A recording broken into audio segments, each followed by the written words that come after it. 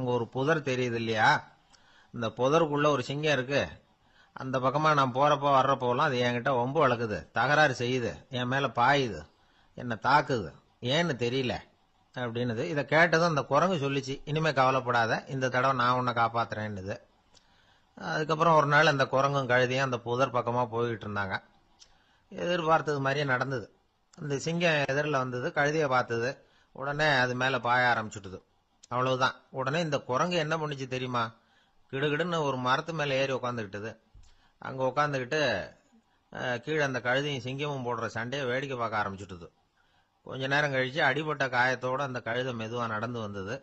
குரங்கும் மெல்ல மரத்தை விட்டு கீழே இறங்குச்சு. இப்ப கழுதை கேட்டுது, என்னை காப்பாத்துறேன்னு சொல்லிவிட்டு காலவாரி விட்டுட்டியே, நீ பாட்டுக்கு மரத்து மேல ஏறி உட்காந்துக்கிட்டே, இது நியாயமானது.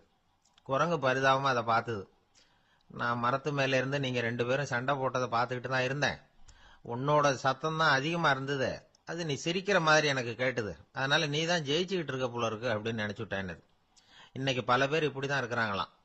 யாரு ஜெயிக்கிறாங்க யாரு தோக்குறாங்கிறத முகத்தை பார்த்து கூட கண்டுபிடிக்க முடியறதில்ல, பேசுற பேச்சை வச்சு கூட கண்டுபிடிக்க முடியறதில்ல. தோற்கிறவங்க கூட சிரிக்கிற மாதிரி முகத்தை வச்சுக்கிறான். இன்றைய மனிதர்கள் கிட்ட ஏகப்பட்ட முரண்பாடுகள். பொய் முகங்களோட உலவுகிறவர்கள் தான் அதிகம். உண்மை முகம் எங்க இருக்கு அப்படிங்கறத புரிஞ்சுக்கிட்டு நண்பர்களை தேர்ந்தெடுக்கணும் அப்படிங்கிறது ஒரு முக்கியமான கருத்து. கடவுள் இந்த உலகத்தை படைச்சுட்டு அதுக்கப்புறமும் கொஞ்ச நாள் இங்கேயே தங்கி இருந்தாராம். அப்பதான் அவருக்கு ஒரு உண்மை புரிஞ்சுதான், இந்த உலகத்துல தங்கி இருக்கிறது எவ்வளவு இடைஞ்சல்னு. தினமும் மனிதர்கள் தேடி வந்து ஏதாவது புகார் சொல்லிக்கிட்டே இருந்தாங்களாம். எனக்கு அது வேணும் இது வேணும்னு கேட்டுக்கிட்டே இருந்தாங்களாம். சில பேர் வந்தாங்க, நாங்க வந்து விவசாயம் பண்றோம், தண்ணி இல்லாம பயிர் காயுது, எங்களுக்கு மழை வேணும் அப்படின்னாங்க. அவங்க போனதும் அதுக்கப்புறம் சில பேர் வந்தாங்க, நாங்க வந்து மண்பானை செய்யறவங்க, நிறைய பானை செஞ்சு வச்சிருக்கிறோம், மழை பெஞ்சா எல்லாம் கரைஞ்சி வீணா போயிடும், அதனால இன்னைக்கு மழை பெய்யக்கூடாதுன்னாங்க. கடவுள் பார்த்தார், அவருக்கு என்ன பண்றதுன்னே தெரியல, ஏகப்பட்ட குழப்பம், தலையை பிச்சுக்கலாம் போல இருந்தது, கிட்டத்தட்ட பைத்தியம் முடிக்கிற அளவுக்கு ஆயிட்டுது. எல்லாருடைய ஆசைகளையும் அவரால் நிறைவேற்ற முடியல, ஏன்னா ஒண்ணுக்கு ஒண்ணு முரண்பாடா இருந்தது. ஒரு நாள் தன்னுடைய அமைச்சரவையை கூட்டி ஆலோசனை கேட்டார், என்ன செய்யலாம் சொல்லுங்கன்னார். இது என்ன பிரமாதம், பேசாம இமயமலை அடிவாரத்தில் போய் உட்காந்துங்க, யாரும் தொந்தரவு பண்ண மாட்டாங்கன்னாங்க. அங்கேயும் மனிதர்கள் வர ஆரம்பிச்சுருவாங்களேன்னார் கடவுள். சரி அப்படின்னா சந்திரன்ல போயிருந்துக்கலாமேன்னாங்க. அங்கேயும் மனுஷன் குடி வர போறான் அப்படின்னார் கடவுள். வெகு தூரத்துக்கு அப்பால் உள்ள நட்சத்திர மண்டலத்துக்கு போயிடலான்னாங்க. இதெல்லாம் நிரந்தர தீர்வாகாது, நிரந்தரமா இந்த மனிதனுடைய தொல்லையிலிருந்து நான் விடுபடணும், அதுக்கு ஏதாவது வழி சொல்லுங்கன்னார் கடவுள். ஒரு வயசான ஆள் வந்தார், கடவுளுக்கு காதோட காதா ஒரு வழியை சொன்னார். கடவுளுக்கு முகம் மலர்ந்தது, அதுதான் சரி, அப்படியே செஞ்சுடலான்னார். அந்த ஆள் சொன்ன ரகசியம் என்ன தெரியுமா, மனிதனால அடைய முடியாத ஒரு இடம் இருக்கு, அது வேற எங்கேயும் இல்ல, அவனுக்கு உள்ளே இருக்குது, அங்க போய் மறைஞ்சுங்க, அதுக்கப்புறம் மனிதர்களால உங்களுக்கு தொந்தரவு இருக்காதுன்னார். மனிதன் நினைக்காத இடம் அதுதான். அதாவது உள்ளுக்குள்ள இருக்கிற உண்மையை புரிஞ்சுக்காம வெளியில எங்கேயோ அது இருக்கிறதாக நினைச்சு வரட்டிட்டு அலையறான் மனுஷன். உள்ளே இருக்கிற உண்மை புரிஞ்சா நாம தன்னம்பிக்கையோட தலை நிமிர்ந்து வாழலாம். வேடிக்கையா ஒரு கதை சொல்லுவாங்க, இதை பாருங்க, நம்ம பையன் எங்க பணம் வச்சாலும் எடுத்து விடுறான், என்ன பண்றதுன்னாங்க அம்மா. அப்பா கொஞ்ச நேரம் யோசனை பண்ணார், அதுக்கப்புறம் சொன்னார், அவன் கண்ணுல படாத இடமா நம்ம வீட்டுல இருக்கிறது ஒரே இடம் தான், அங்க பணத்தை வை, திருட்டு போவாதுன்னார். அது எந்த இடம்னு கேட்டாங்க. அதுதான் அவன் பாட புஸ்தகம், அதுல வச்சிரு, அவன் தொடவே மாட்டான், பாட புத்தகத்தை தொடாம பரீட்சையில வெற்றி பெற முடியாது அப்படிங்கறத புரிஞ்சுக்கணும். உள்ளே இருக்கிற உண்மையை தொடாமல் வாழ்க்கையில வெற்றி பெற முடியாது. அதனால உண்மையை புரிஞ்சுக்கிட்டா வாழ்க்கையில வெற்றி நிச்சயம். 2 பேர் சுவாரஸ்யமா பேசிட்டு இருக்கிறப்போ குறுக்க புகுந்து தொந்தரவு பண்றதுக்குன்னே சில பேர் இருப்பாங்க, அது ரொம்ப இடைஞ்சலா இருக்கும். இதே மாதிரி மின்காந்தம் கூட குறுக்க புகுந்து தொந்தரவு பண்ணும், கடைசியில் அது ஒரு பெரிய இடைஞ்சல கொண்டாந்து விட்டுரும். சில வீடுகளில் கேபிள் கனெக்ஷன் இல்லாம சில தனியார் டிவி காட்சிகள் தெரியும். அதுக்கு என்ன காரணம்னா இந்த மின்காந்த குறுக்கீடு தான் காரணம். இதைத்தான் சுருக்கமா இஎம்ஐ அப்படின்னு சொல்றாங்க, அதாவது எலக்ட்ரோ மேக்னெட்டிக் இன்டர்ஃபியரன்ஸ். இது ஏற்படக்கூடிய இடங்கள் எது எதுன்னு எடுத்துக்கிட்டா அது ஒரு பெரிய பட்டியலாவே போயிடும். இந்த இஎம்ஐ தொந்தரவு வந்து கேபிள் டிவியில மட்டும்தான் இல்லை, ராக்கெட் ஏவுதளத்தில் உள்ள ரேடார்கள், அங்க உள்ள சில சக்தி வாய்ந்த தொலைத்தொடர்பு சாதனங்கள், விமான தளங்களில் உள்ள ரேடார்கள், கப்பல் தளங்களில் பொருத்தப்பட்டிருக்கக்கூடிய சக்தி வாய்ந்த ஆண்டனாக்கள், இப்படி நிறைய சொல்லலாம். காவல் நிலையங்களில் பயன்படுத்தப்படுகிற வயர்லெஸ் தொடர்பு சாதனங்கள் கூட ஓரளவுக்கு இந்த மின்காந்த அலைகளை வெளியிடும். நம்ம வீட்டில் உட்காந்துக்கிட்டு ரேடியோ கேட்டுக்கிட்டு இருப்போம் அல்லது டிவி பார்த்துக்கிட்டு இருப்போம். அந்த சமயத்தில் பக்கத்து தெருவில் ஒரு மோட்டார் சைக்கிள் அல்லது காரு, குறிப்பாக பெட்ரோல் இன்ஜின், அது போகிறப்ப அதில் உள்ள மின்காந்த மின்கலத்தில் அதாவது மேக்னட்டோ பேட்டரியிலிருந்து வெளிப்படுகிற மின்காந்த அலை இங்கே டிவியிலையும் ரேடியோவிலையும் கரகரப்பை உண்டு பண்ணும். சரி, இது பெருசா என்ன இடைஞ்சல உண்டு பண்ணிட போகுது அப்படின்னு நாம அலட்சியமா நினைக்கலாம். வயசானவங்களுக்கு மறதி நோயின்னு ஒன்று வரும்ல, அல்ஷமீர், அதாவது மூளையில் உள்ள செல்கள் செயலிழந்து போயிடுறது. அது செய்ய வேண்டிய வேலையை மறந்துடும். மனைவியே எதிரில் நின்னா கூட உன்னை எங்கேயோ பார்த்தது மாதிரி தெரியுதே அப்படின்னு சொல்லிட்டு இருப்பாங்க. அப்படி ஒரு மறதி. இந்த விசித்திரமான நோய்க்கு இதுவரைக்கும் மருந்தே இல்லைன்னு வேற சொல்றாங்க. இந்த மைக்ரோ ஓவன் அப்படின்னு சொல்லக்கூடிய சமையல் அடுப்புகள் கூட மின்காந்த அலைகளை வெளியிடுது. சமயத்தில் சில தொழிற்சாலைகளில் கூட பெரிய விபத்துக்களை இந்த இஎம்ஐ உண்டு பண்ணிவிடும்.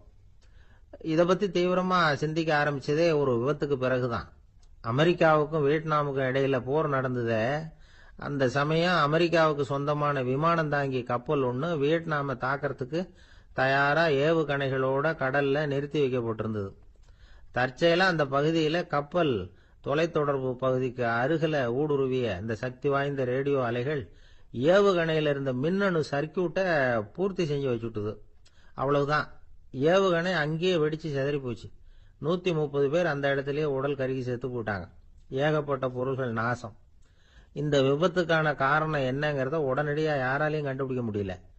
ரொம்பவும் கடுமையா முயற்சி பண்ணி கடைசியா கண்டுபிடிச்சாங்க, இது இந்த இஎம்ஐ வேலை தான் அப்படின்னு.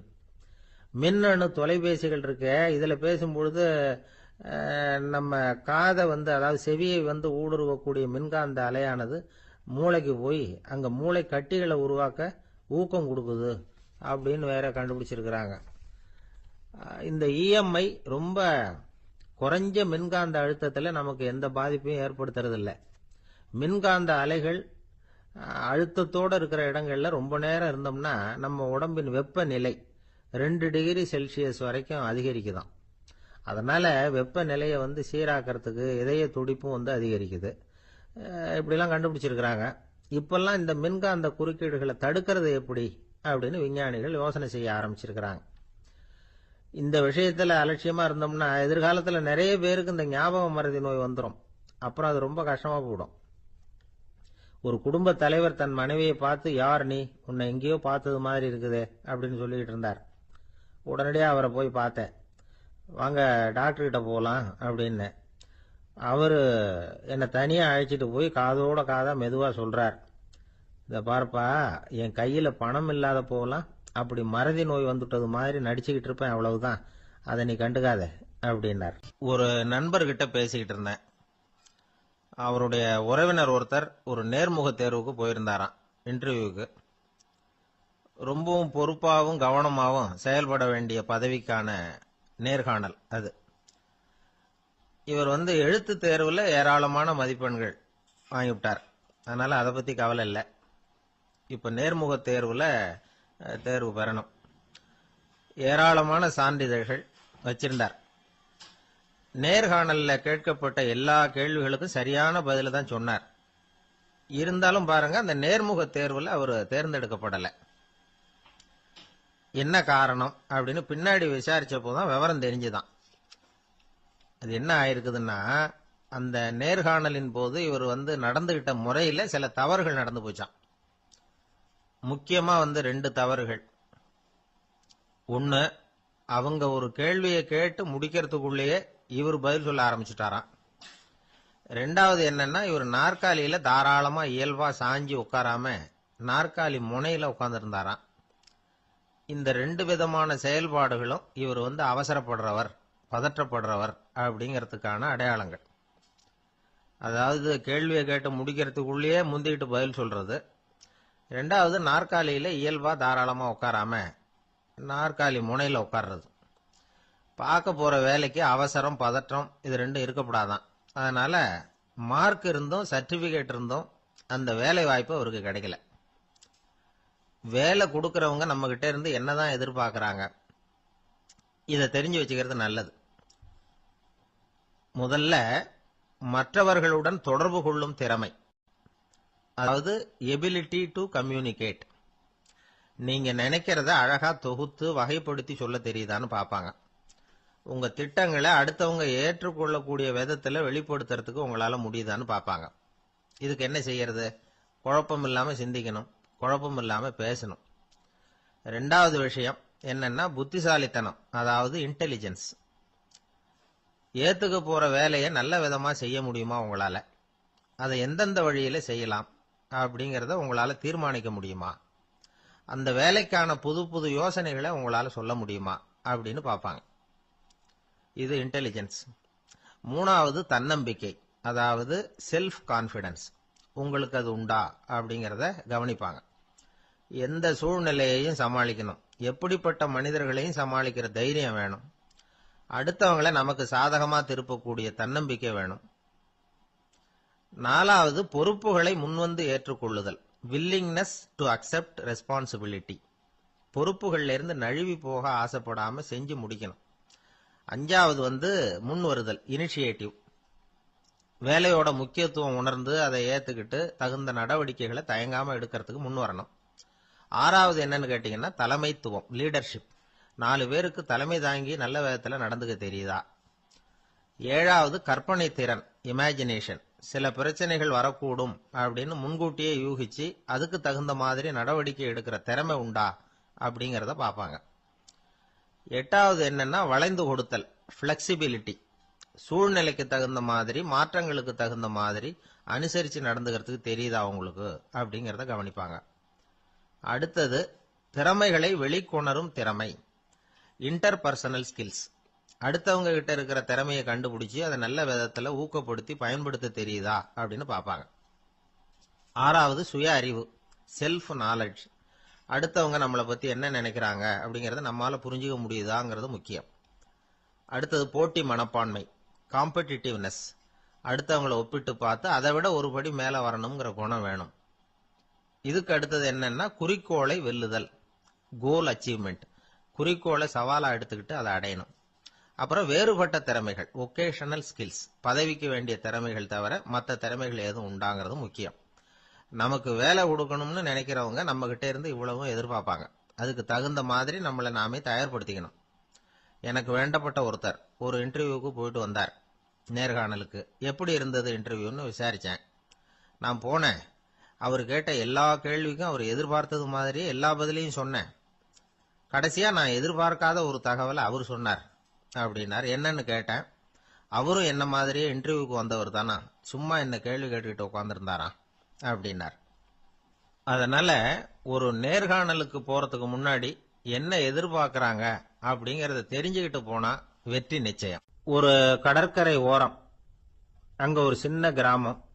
அந்த கிராமத்துல ஒரு சின்ன பள்ளிக்கூடம். கடற்கரை ஓரத்துல உள்ள ஒரு விடுதியில ஓய்வுக்காக ஒருத்தர் வந்து தங்கி இருக்கிறார். பள்ளிக்கூடத்துல ஏதோ விழா நடக்கிறது மாதிரி தெரிஞ்சுது. உடனே அவர் அந்த பக்கமா வந்தார். இங்க என்ன நடக்குதுன்னு விசாரிச்சார். பள்ளி ஆண்டு விழா நடக்குதுன்னாங்க. உடனே போனார். கண்காட்சி ஒன்று வச்சிருந்தாங்க. உள்ள போய் பார்த்தார். பள்ளிக்கூடத்தில் படிக்கிற மாணவர்களை சொந்தமா தயார் பண்ண பொருள்களை காட்சிக்கு வச்சிருக்கிறாங்க. அந்த ஊர் மக்கள்லாம் அதை கூட்டம் கூட்டமா போய் பார்த்துக்கிட்டு இருக்கிறாங்க. இவரும் ஆர்வமா அதையெல்லாம் பார்த்துக்கிட்டே போறார். ஒரு இடத்துல ஒரு சின்ன ரயில் செஞ்சு வச்சிருந்தாங்க, மாணவர்களே தயார் பண்ணது. மின்சாரத்தால் அது ஓடுறது மாதிரி பண்ணி வச்சிருந்தாங்க. அதுல ஒரு சின்ன பொத்தான் இருக்கும். அது அமுக்குனா ரயில் ஓடும், சுத்தி சுத்தி வரும். மாணவர்கள் எதிரில் நின்று அதுக்கு விளக்கம் கொடுத்துக்கிட்டு இருக்கிறாங்க. இவரு அதை கவனிச்சார். ரயில் ஓடுறத பார்த்தார். அங்க நின்றுகிட்டு இருந்த மாணவர்கள் கிட்ட விளையாட்டா கேட்டார், ஏப்பா இந்த ரயில் எதனால ஓடுது அப்படின்னு கேட்டார். இவரு சக்தியினால ஓடுது அப்படின்னாங்க மாணவர்கள். அது என்ன சக்தின்னு கேட்டார். அதுக்கு பேரு மின்சாரம் அப்படின்னாங்க. சரி, நீங்க மின்சாரத்தை பார்த்துருக்கிறீங்களா அப்படின்னார். நாங்க பார்த்தது இல்லைங்க, ஆனா இதை செய்யறதுக்கு எங்களுக்கு உதவி பண்ண ஆசிரியர் ஒரு பட்டதாரி, ஒரு கால் அவர் பார்த்துருக்கலாம் அப்படின்னாங்க. அவர் எங்க இருக்காருன்னு கேட்டார். இதோ அழைச்சிட்டு வர்றோம்னு ஓடினாங்க. அவர் அழைச்சிட்டு வந்தாங்க. அவர்கிட்ட ஒரு பெரியவர் கேட்டார், மின்சாரத்தை நீங்க பார்த்துருக்கிறீங்களா அப்படின்னு. மின்சாரத்தை பார்க்கறதாவது நான் பார்த்ததே இல்லை. நான் பார்த்தது அது செயல்படுற விதத்தை தான். அது விளக்க எரிய வைக்குது, ரயில ஓட வைக்குது.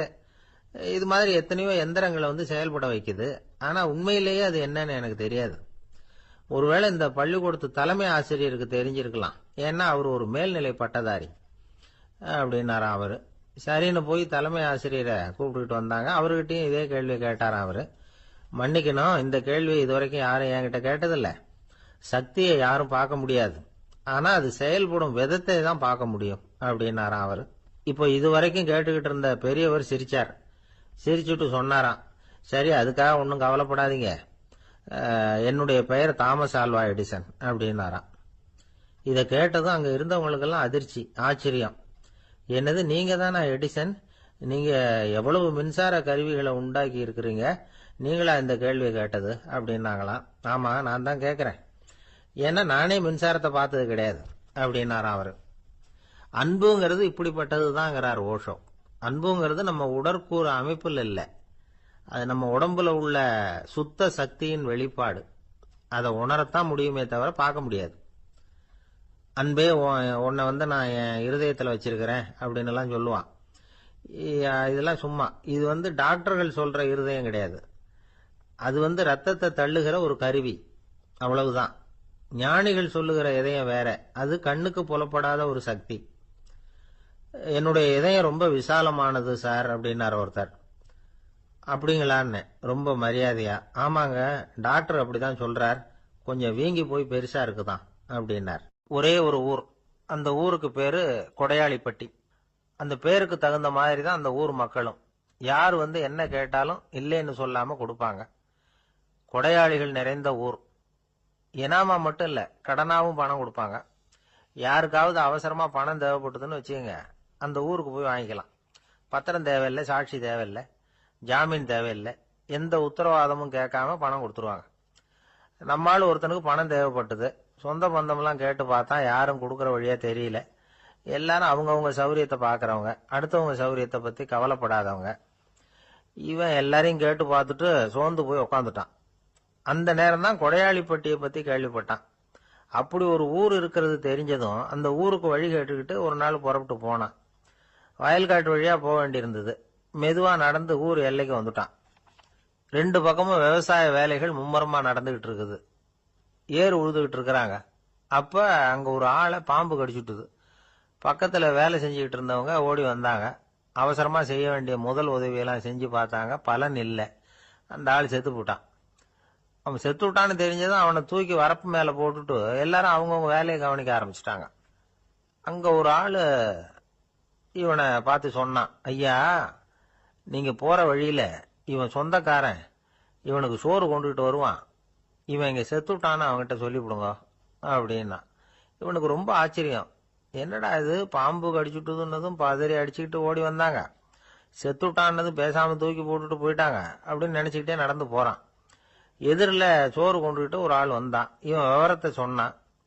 அங்க உங்க சொந்தக்காரன் பாம்பு கடிச்சு செத்து போட்டான் அப்படின்னா. அவன் கொஞ்ச நேரம் அமைதியா நின்னான்.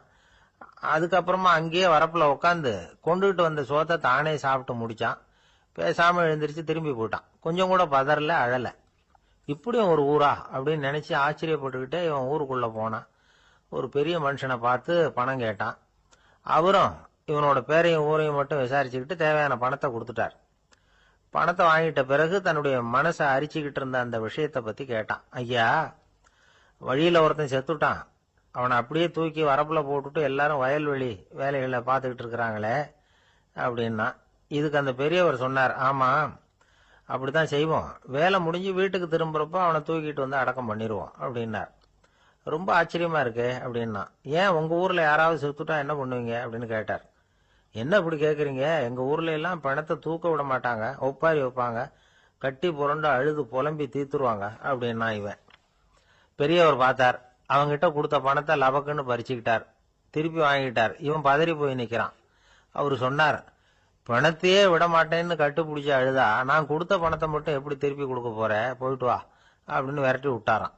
இந்த கதையை நண்பர் ஒருத்தர் சொன்னார். கதை வேடிக்கையா தெரிஞ்சா கூட இதுல கருத்து உண்டு.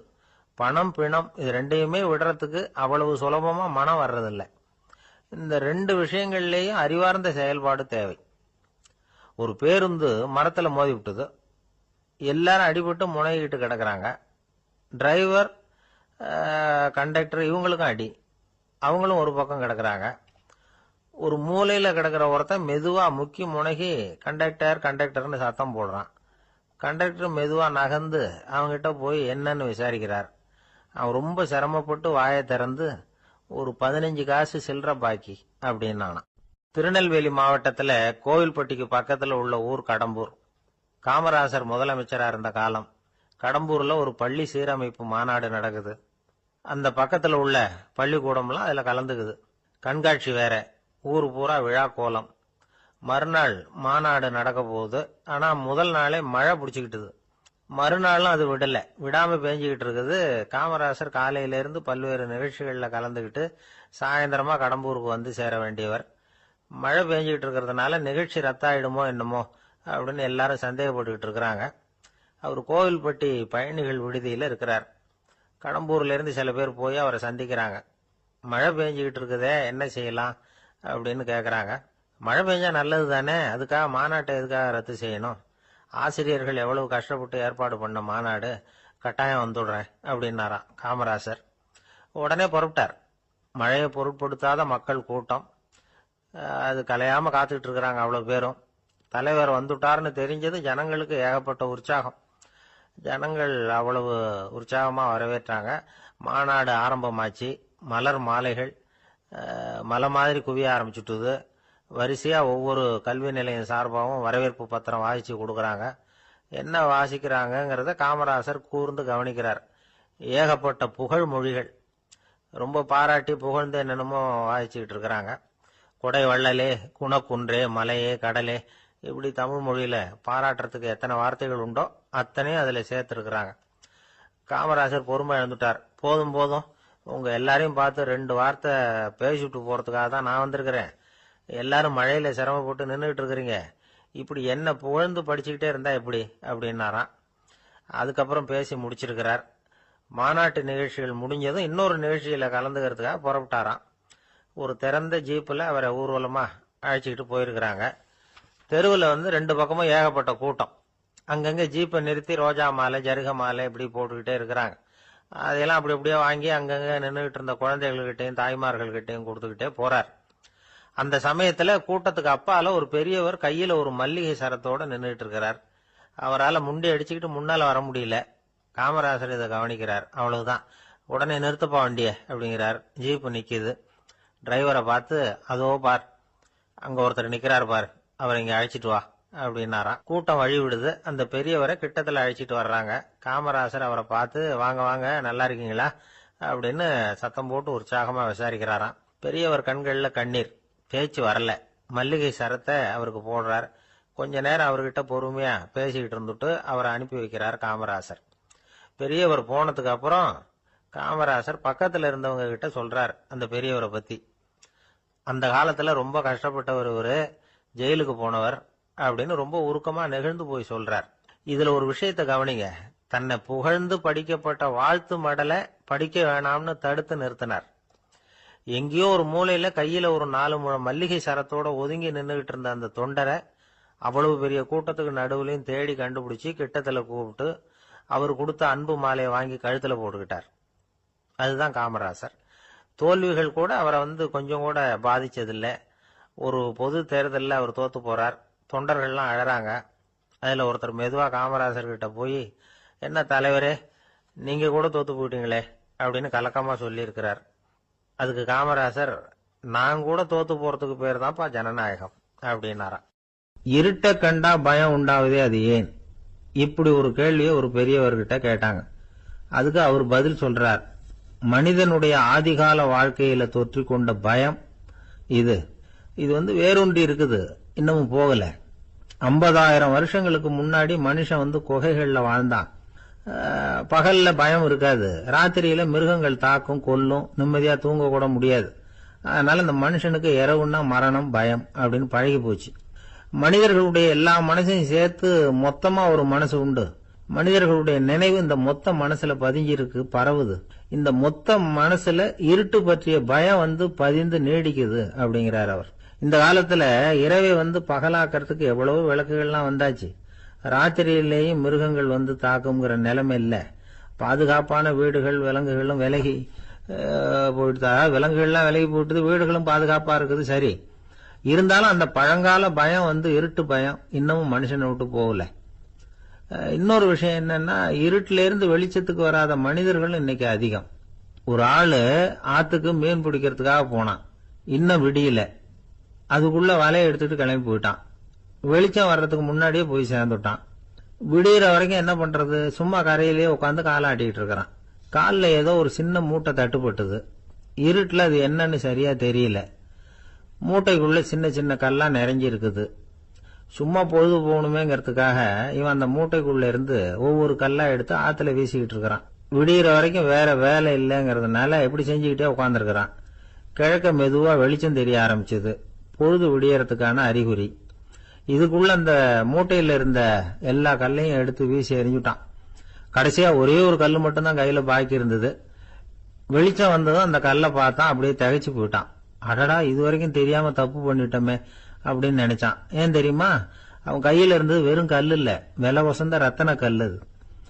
இருட்டுல என்னன்னு புரியாததுனால மூட்டையில இருந்த எல்லா ரத்தன கல்லையும் ஆத்துல வீசி எறிஞ்சிருக்கிறான். இப்போ அவனுக்கு அழுகையே வந்துரும் போல இருந்தது. வாழ்க்கையை வசதி ஆக்கிக்கிறதுக்கான வாய்ப்பு அவனுக்கு இருந்தது. இருந்தாலும் இருட்டுல அதை இழந்துட்டான். அந்த வகையில அவனுக்கு கொஞ்சம் அதிர்ஷ்டம் இருந்திருக்குது. அதாவது ஏதோ ஒரு வகையில இருந்திருக்குது. அதனாலதான் அந்த கடைசி கல்ல எரியறதுக்குள்ள வெளிச்சம் வந்துட்டுது. பல பேருக்கு அந்த அளவு கூட அதிர்ஷ்டம் வர்றதில்ல. எல்லாத்தையும் வீசினதுக்கு அப்புறம் தான் வெளிச்சம் வரும். என்னன்னு விவரம் தெரியாமலே எழுந்திரிச்சு வந்துருவாங்க. வாழ்க்கைங்கிறது ஒரு பெரிய புதையல். அதை புரிஞ்சிக்காம மனுஷன் அதை வீசி எரிஞ்சுக்கிட்டு இருக்கான் அப்படிங்கறது தான் பெரியவங்க கருத்து. சில பேருக்கு புரிஞ்சுக்கிற நேரம் வரும், அதுக்குள்ள வாழ்நாள்லாம் ஓடி போயிருக்கும். அதுக்கப்புறம் என்ன பண்றது? நம்மால் ஒருத்தன் கையில ஒரு சின்ன பையோட வந்துகிட்டு இருந்தான். பை உள்ள ஏகப்பட்ட நகைகள், ரத்தன கல் எல்லாம் இருக்கு. வந்துகிட்டு இருந்தவன் திடீர்னு அந்த பைய அப்படியே ஒரு குளத்துல வீசி எறிஞ்சுட்டான். மகான்கள் தான் இப்படி பற்று இல்லாம இருப்பாங்க. என்னங்க இது, விலை மதிப்புள்ள அந்த பைய இப்படி குளத்துல வீசி எறிஞ்சுட்டீங்களே, இதுக்கு என்ன அர்த்தம் அப்படின்னு கேட்டார் அவன் கூட வந்தவர். அவன் மெதுவா இவர் காதோட காதா சொல்றான், ஒரு போலீஸ்காரர் பின்னாடி வந்துகிட்டு இருக்கிறார், அவர் போனதுக்கு அப்புறம் இதை எடுத்துக்குவேன் அப்படிங்கிறான். ஒரு ஊர்ல ஒரு புகழ்பெற்ற பத்திரிகையாளர் இருந்தார். அவரு ஒரு நாள் திடீர்னு இறந்து போயிட்டார். அதுக்கப்புறம் நேரா சொர்க்கத்துக்கு போனார். சொர்க்கத்தின் வாசல்ல நின்றுகிட்டு இருந்த ஒருத்தர் அவரை தடுத்தார். இத பாரு, ஏற்கனவே இங்க 12 பத்திரிகையாளர்கள் இருக்கிறாங்க, அவங்களுக்கே இங்க வேலை இல்லை. அதுக்கு என்ன காரணம்னா, சொர்க்கத்துல திடுக்கிடும் செய்திகள்லாம் ஒன்றும் கிடையாது. அப்படி என்ன இருக்க போகுது, இங்க எல்லாம் அது ஒழுங்கா நடந்துகிட்டு இருக்கும்.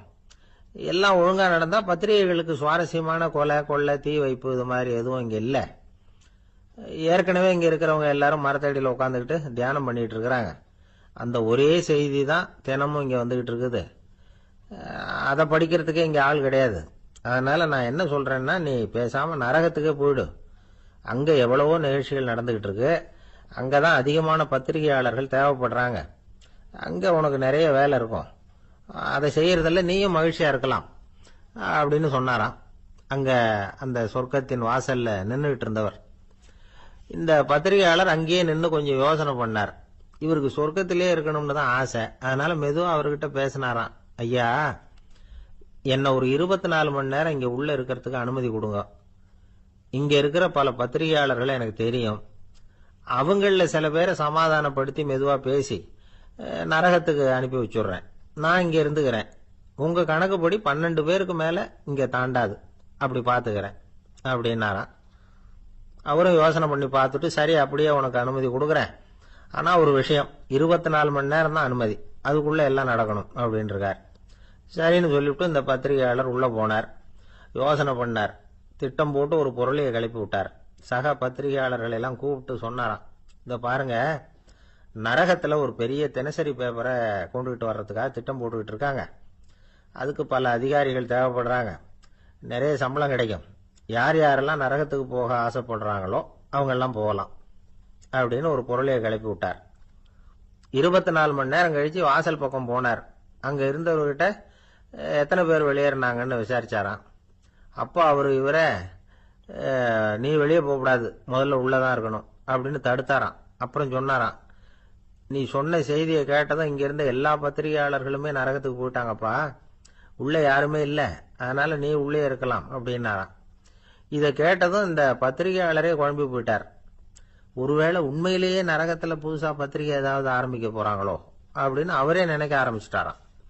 அப்புறம் சொன்னாராம், ஐயா என்னை விட்டுருங்க, நான் நரகத்துக்கே போயிடுறேன், அங்க ஏதோ விசேஷம் இருக்கணும் அப்படின்னாராம். இல்லைன்னா இத்தனை பேரும் ஒட்டுமொத்தமா அங்க போறதுக்கு சான்ஸே இல்லை, என்னை தடுக்காதீங்கன்னு கெஞ்ச ஆரம்பிச்சுட்டாராம். மற்றவங்க நம்பணுங்கிறதுக்காக ஒரு பொருளையை கிளப்பி விட்டார். கடைசியில தானே அந்த பொருளைக்கு ஆளாயிட்டார். அதாவது பிறரை ஏமாற்றிய அவரது மனம் கடைசியில் அவரையே ஏமாத்த ஆரம்பிச்சுட்டு பாருங்க. நீங்க இப்படி அடுத்தவங்களை ஏமாத்துறதுக்கு உங்க மனசை பழக்கப்படுத்துறீங்க, ஆனா கடைசியில் அதனால நீங்களே ஏமாற்றப்படுகிறீர்கள் அப்படிங்கிறது பெரியவர்களுடைய புத்திமதி. அதனால உங்க மனசுகிட்ட ரொம்ப எச்சரிக்கையா இருங்கோ அப்படிங்கிறாங்க. நம்ம ஆளுங்க அங்க போய் என்ன சொல்லுவாங்கன்னா, இதை பாரு அங்க போவாத இங்க போவாதன்னு பயமுறுத்துறது உண்டு. சில பேர் அங்க பேய் இருக்குது பிசாசு இருக்கு அப்படின்னு பொருளையை கிளப்பி விடுறது உண்டு. இருட்டு நேரம் காட்டு வழியா ஒருத்தன் போயிட்டு இருக்கிறான், அங்க பேய் பிசாசு நடமாட்டம் இருக்கிறதாக வதந்தி. இவன் பயந்துகிட்டே வேகமா போறான். காடு முடிஞ்சு மெயின் ரோட்டுக்கு வந்து சேர்ந்தான். அப்பாடா, ஒரு பஸ் நின்றுட்டு இருக்கு தனியா, இருட்டுல லேசா தெரிஞ்சது. ஓடி போய் ஏறி உள்ள உட்காந்துக்கிட்டான். பயந்துகிட்டே போனவன் அப்புறம் தான் தெரியுது உள்ள யாருமே இல்லை, டிரைவரும் இல்லை கண்டக்டரும் இல்லை வேற யாரும் இல்லை. இவனுக்கு பேய் பயம் அதிகமா போட்டுது. ஏன்னா நடு ராத்திரி. இந்த நேரம் பார்த்து அந்த பஸ் தானே நகர ஆரம்பிச்சுதான்.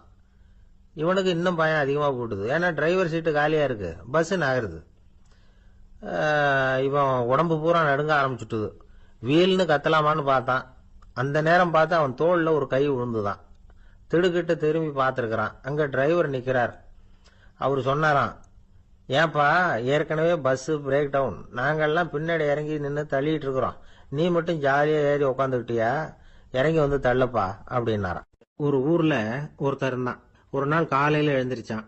ஒரு 10 ரூபாய் எடுத்து சட்டை பையில வச்சுக்கிட்டான். கடை தெருவுக்கு புறப்பட்டான். காய்கறி வாங்கறதுக்காக அவன் போறான். காய்கறி சந்தைக்கு போய் சேர்ந்தான். கத்திரிக்காய் 1/4 கிலோ கொடுங்கன்னா கொடுத்தாங்க. காசு கொடுக்கறதுக்காக சட்டை பையில கையை விட்டான். பணத்தை காணும். 10 ரூபாய் சட்டை பையில வச்சுக்கிட்டு தான் வந்தான். அது இப்ப அங்க இல்ல. வழியில் எங்கேயும் அது விழுந்துட்டு போல் இருக்கு. அல்லது யாராவது திருடர்கள் தெரியாம அதை எடுத்துக்கிட்டு போட்டாங்களா என்னன்னு தெரியல. எப்படியோ 10 ரூபாய் அவன் இழந்துட்டான். கையில காசு இல்லை. அதனால கத்திரிக்காயை திருப்பி கொடுத்துட்டு கவலையோட வீட்டுக்கு திரும்பி வந்தான். அதையே நினைச்சுக்கிட்டு இருந்தான். அவனுக்கு துக்கம் அதிகமா போச்சு. அழ ஆரம்பிச்சுட்டான். காய்கறிகள் வாங்கிட்டு வந்து ஆனந்தமா சமைச்சு சாப்பிடலாம்னு நினைச்சோம், அது முடியாம போச்சேங்கிற கவலை அவனுக்கு. அதனால அதை மறக்கவே முடியல. இது நடந்து கொஞ்ச நாள் ஆச்சு. அதே மனுஷன் இன்னொரு நாள் அதே மாதிரி புறப்பட்டான். பணத்தை எடுத்து பையில வச்சுக்கிட்டான். காய்கறி சண்டையை நோக்கி போய்கிட்டு இருக்கிறான். இப்போ வழியில ஒரு ஏழை பையனை பார்த்தான். தம்பி எங்க போற அப்படின்னு கேட்டான். ஐயா பள்ளிக்கூடத்துக்கு போயிட்டு இருக்கிறேன்னா அவன். சரி, அதுக்கே எவ்வளவு கவலையோட போயிட்டு இருக்கிற அப்படின்னு விசாரிச்சான் அவன்.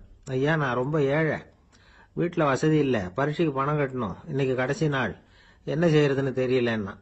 இவன் பார்த்தான். தாங்கிட்ட இருக்கிற பணத்தை எடுத்து அந்த பையன்கிட்ட கொடுத்தான். இதை வச்சுக்கோ, உடனே பணத்தை கட்டு, நல்லா படி, பரீட்சை எழுது அப்படின்னு சொல்லிவிட்டு திரும்பி வந்துட்டான். வெறுங்கையோட திரும்பி வந்தும் வீட்டுல கேக்குறாங்க, எங்க காய்கறின்னு வழக்கம் போல கேட்டாங்க. இவன் நடந்ததை சொன்னான். இப்போ வீட்டுல இருந்தவங்க அவங்ககிட்ட ஒரு கேள்வி கேட்டாங்க.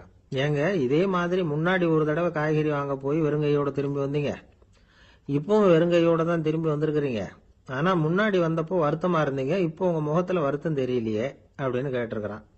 அதாவது வீட்டுல இருக்கிறவங்க கேட்டாங்களாம். இப்போ அந்த மனுஷன் யோசிக்க ஆரம்பிச்சானாம், இந்த 2 நிகழ்வுகளுக்கு என்ன வித்தியாசம். போன தடவை அவன் பணத்தை இழந்தான், இந்த தடவை அவன் பணத்தை இழந்திருக்கிறான். போன தடவை யாரோ திருடிட்டு போயிட்டாங்க, இந்த தடவை அவனாவே ஒரு பையன் பேர்ல இறக்கப்பட்டு எடுத்து கொடுத்துருக்கிறான். அன்னைக்கு பணம் போயிட்டுதேன்னு வருத்தமா இருந்தது, இன்னைக்கு பணம் போனாலும் மனசுக்கு மகிழ்ச்சியா இருக்கு, நிறைவா இருக்கு. கொஞ்சம் யோசிச்சு பாருங்க. பணத்தை இழந்தது மகிழ்ச்சிக்கோ வருத்தத்துக்கோ காரணமா இருக்க முடியாது. அப்படின்னா வேற எது காரணம்? அன்றைக்கு பணத்தை இழந்துட்டேன்னு அழுதான், இன்றைக்கு பணத்தை இழந்தாலும் மகிழ்ச்சியா இருக்கிறான். ஆகவே மகிழ்ச்சிக்கும் துக்கத்துக்கும் இழப்பு காரணம் அல்ல, இழப்பு பற்றிய நம்முடைய அறிவு தான் காரணம் அப்படிங்கிறது பெரியவர்களுடைய கருத்து. எந்த பொருளும் நமக்கு கவலையை உண்டு பண்றதில்ல, அந்த பொருள் பேர்ல நாம வைக்கிற பற்று தான் கவலையை உண்டு பண்ணுது. பொருள்கள் நம்ம விட்டுட்டு போயிட்டா நாம அழுதுகிட்டு இருக்கிறோம், நாமே அதுகளை விட்டுட்டு வந்துட்டா மகிழ்ச்சியா இருக்கிறோம். இந்த உண்மையை புரிஞ்சுக்கிட்டு நம்முடைய வாழ்க்கையை நல்ல விதமா அமைச்சுக்கணும். ஒரு ஆள் அழுதுகிட்டு இருந்தான். ஏண்டா அழுகுறேன்னு கேட்கிறார் ஒருத்தர். இழக்கிறதுக்கு எதுவும் இல்லை, அதனால அழறேன்னா. என்னடா சொல்றேன்னார். கிட்ட வாங்க சொல்றேன்னா. இந்த மணி பர்ஸை வேற ஒருத்தன் பாக்கெட்ல இருந்து திருடனேன். அப்புறம் தான் புரிஞ்சுது அவங்கிட்ட இழக்கிறதுக்கு எதுவும் இல்லைங்கிறது. ஆமாங்க, இது காலி பர்ஸு, அதனால இப்ப அழுதுகிட்டு இருக்கிறேன். திருடியும் பிரயோஜனம் இல்லை அப்படின்னு சொல்லிவிட்டு அழுதானா. ஆபீஸ்ல வேலை பார்க்கிற ஒருத்தர் வந்தார். பேசாம ஒரு 10 நாள் லீவு போட்டுடலாமா பாக்குறேன் அப்படின்னார். ஏன்னு கேட்டோம். என்னுடைய மேலதிகாரி ஒரு முசுடு சார், அவர்கிட்ட வேலை பார்க்கறது ரொம்ப கஷ்டமா இருக்குது அப்படின்னார். ஆபீஸ்ல வேலை பார்க்கறவங்க எல்லாம் ஒரு விஷயத்த நல்லா ஞாபகத்துல வச்சுக்கணும். மேலதிகாரிங்கிறவர் ஒரு பெரிய மகான் இல்ல, அவரும் ஒரு மானிட பிறவிதான். சராசரி மனுஷனுக்குள்ள பலம் பலவீனம் ரெண்டும் அவருக்கும் உண்டு. அதனால அவரை கொஞ்சம் அனுசரிச்சு போறதுக்கு பழகிறது தான் நல்லது. மேலதிகாரிகள்ல பல வகை உண்டு. அதுல முக்கியமா 3 வகை. அதுல ஒரு வகை எப்படி தெரியுமா? உங்களை ஒரு வேலை செய்யற மெஷினா மட்டுமே நினைக்கக்கூடிய வகை. இவங்கெல்லாம் எப்படின்னா, எங்கேயாவது வெளியூர் போயிருந்தா கூட அங்கிருந்து போன் பண்ணுவாங்க. அந்த வேலை என்னாச்சு, இந்த வேலை என்னாச்சு அப்படின்னு. இவங்களுக்கெல்லாம் உங்க நலனை பத்தியோ உங்க குடும்பத்தை பத்தியோ அக்கறை இருக்காது. நீங்க சொல்ற யோசனை எதுவும் இவங்க கிட்ட எடுபடாது. கொடுத்த வேலையை பாரு, நீ எனக்கு புத்தி சொல்ல வேணாம் அப்படிம்பாங்க. இவங்களை அனுசரிச்சு போறதுக்கு ஒரே வழி, இவங்க எதை சொன்னாலும் சரின்னு சொல்லிவிட்டு வேலையை கவனிக்க வேண்டியதுதான். இவங்க கிட்ட வேற எந்த கேள்வியும் கேட்டுக்கிட்டு இருக்கக்கூடாது. ஆமா சாமி போடுறது கௌரவ குறைச்சல் இல்ல, அது ஒரு அலுவலக சௌகரியம், அவ்வளவுதான். இன்னொரு வகையான மேலதிகாரிகள் எப்படி தெரியுமா? இவங்கெல்லாம் ஆபீஸ் வேலையை பத்தி அதிகமா கவலைப்பட்டுக்கிட்டு இருக்க மாட்டாங்க. தங்களுடைய சொந்த இமேஜ் பாதிக்கப்படக்கூடாதுங்கிறதுலயே கவனமா இருப்பாங்க. இவங்கெல்லாம் அடிக்கடி உங்க நலனை விசாரிப்பாங்க. அதே மாதிரி நீங்களும் அவரை விசாரிக்கணும்னு எதிர்பார்ப்பாங்க. இந்த ரக அதிகாரிகளுக்கெல்லாம் புது வருட வாழ்த்து அனுப்பலாம், பிறந்த நாள் வாழ்த்து அனுப்பலாம். அவருக்கு எங்கேயாவது ஒரு பாராட்டு விழா நடந்தா முதல் வரிசையில போய் உட்காந்து உங்க முகத்தை காட்டலாம். ஆபீஸ் வேலையை மட்டுமே பார்க்கிற பணியாளர்கள் இது மாதிரி அதிகாரிகள் கிட்ட நல்ல பேர் வாங்க முடியாது. இன்னொரு வகையான மேலதிகாரிகள் உண்டு. அவங்க எப்படின்னா, ஆபீஸ் வேலையை பத்தியும் கவலைப்பட மாட்டாங்க, தனக்கு கீழே வேலை பார்க்கறவங்கள பத்தியும் கவலைப்பட மாட்டாங்க. எக்காரணம் கொண்டும் தன்னுடைய பொசிஷனுக்கு ஆபத்து வந்துடக்கூடாதுன்னே நினைக்கக்கூடியவங்க இவங்க. இவங்களால கடுமையான வேலை செய்யவும் முடியாது, தீர்மானிக்கவும் முடியாது. எந்த முடிவையும் எடுக்காம அப்படியே தள்ளி போட்டுக்கிட்டே போடுவாங்க எல்லாத்தையும். இதனால என்ன ஆகும்னா, இவருக்கு கீழே வேலை பார்க்கிற உங்களுக்கு பொறுப்பு அதிகமாயிடும். இவங்க கிட்ட போய் பிரச்சனையை மட்டும் சொல்லி பிரயோஜனம் இல்லை, அதுக்கான முடிவுகளை நீங்களே சொல்லணும். அப்பதான் இது மாதிரி அதிகாரிகள் கிட்ட நல்ல பேர் வாங்கலாம். அட்லீஸ்ட் கெட்ட பேர் வாங்காமலாவது காலம் தள்ளலாம். ஆபீஸ்ல வேலை பார்க்கறவங்க முக்கியமா சில விஷயங்களை ஞாபகத்துல வச்சுக்கணும். ஆபீஸ்ல நடக்கிற நல்லது கெட்டது எதுவா இருந்தாலும் உடனடியா மேலதிகாரி கிட்ட தெரிவிக்கிறது நல்லது. 3வது மனிதர் மூலமா அதை அவர் தெரிஞ்சுக்கிறது அவ்வளவு நல்லது இல்லை. எந்த மேல் அதிகாரியுமே தான் இந்த சர்பாஸ் செய்யப்படுறத விரும்புறதில்லை. அதனால அவருக்கு தெரியாம மேலிடத்துக்கு மணி எழுதி போடக்கூடாது. அப்படி எழுதி போடுறவங்க சில பேர் இருக்கிறாங்க. நீங்களும் உங்க மேலதிகாரியும் தொழில் ரீதியா ஒரே படிப்பு படிச்சவரா இருக்கலாம்.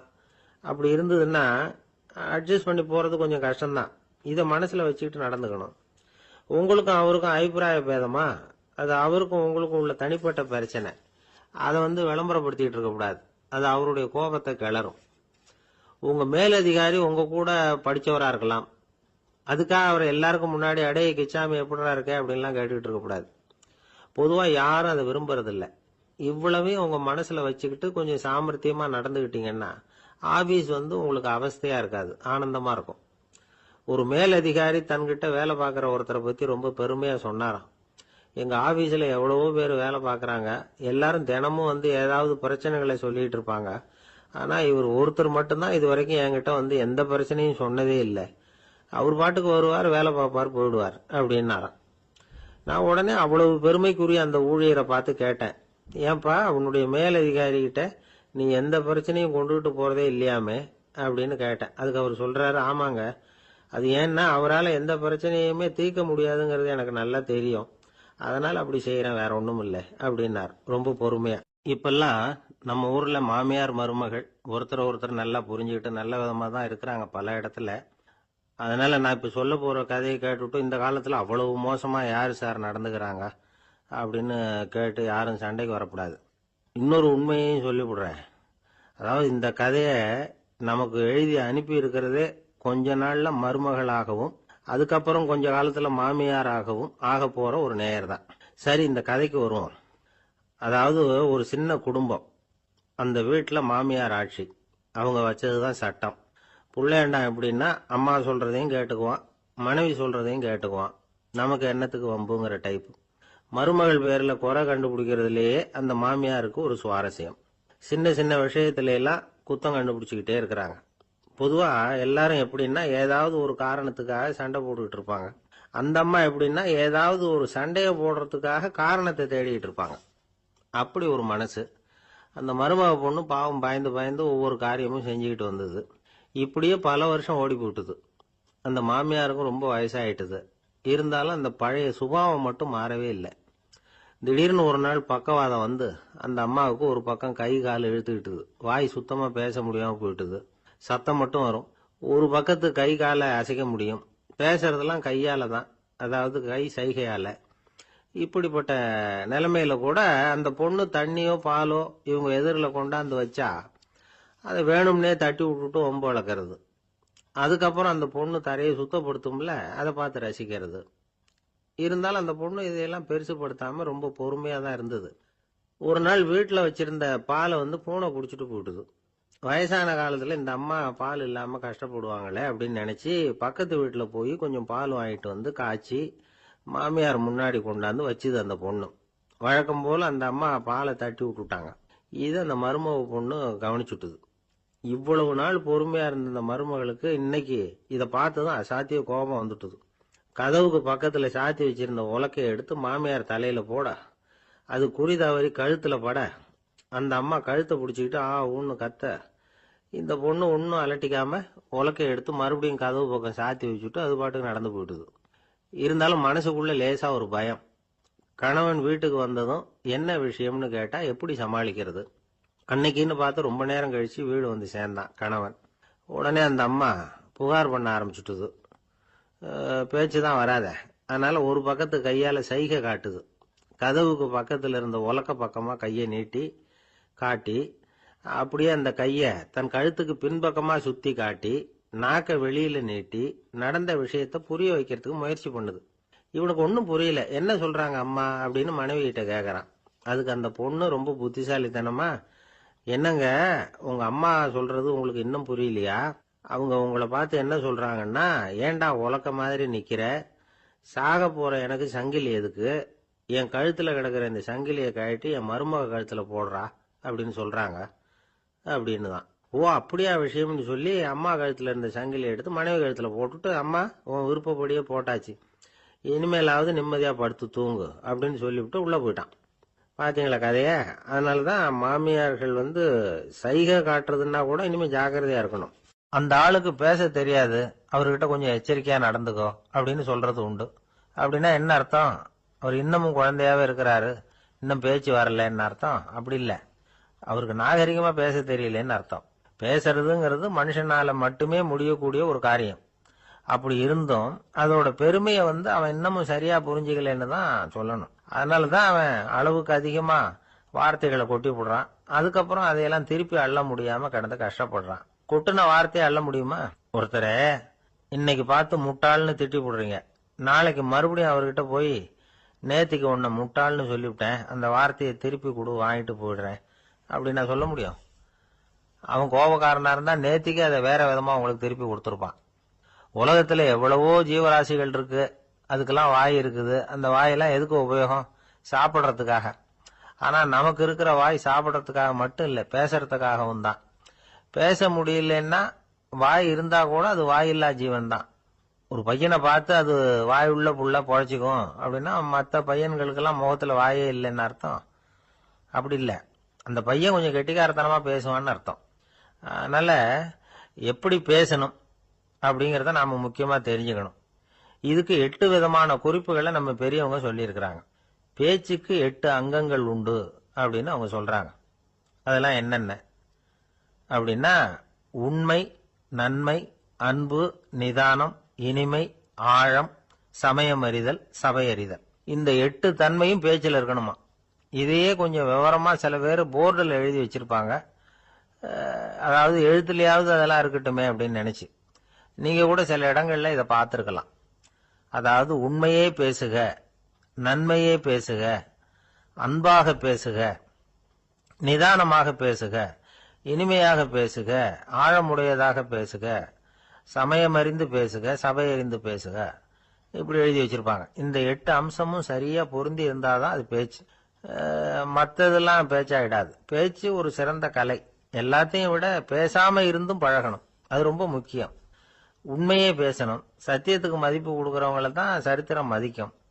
உண்மை பேசினா மட்டும் போதாது, அந்த உண்மையில நன்மை கலந்துருக்கணும். கொலைகாரனுக்கு பயந்துகிட்டு ஒருத்தன் உங்க வீட்டுக்குள்ள ஒளிஞ்சிருக்கிறான். அந்த முரட்ட ஆசாமி கையில அரிவாளோட வந்து அவன் இங்க வந்தானான்னு உங்ககிட்ட கேட்கறான்னு வச்சுங்க.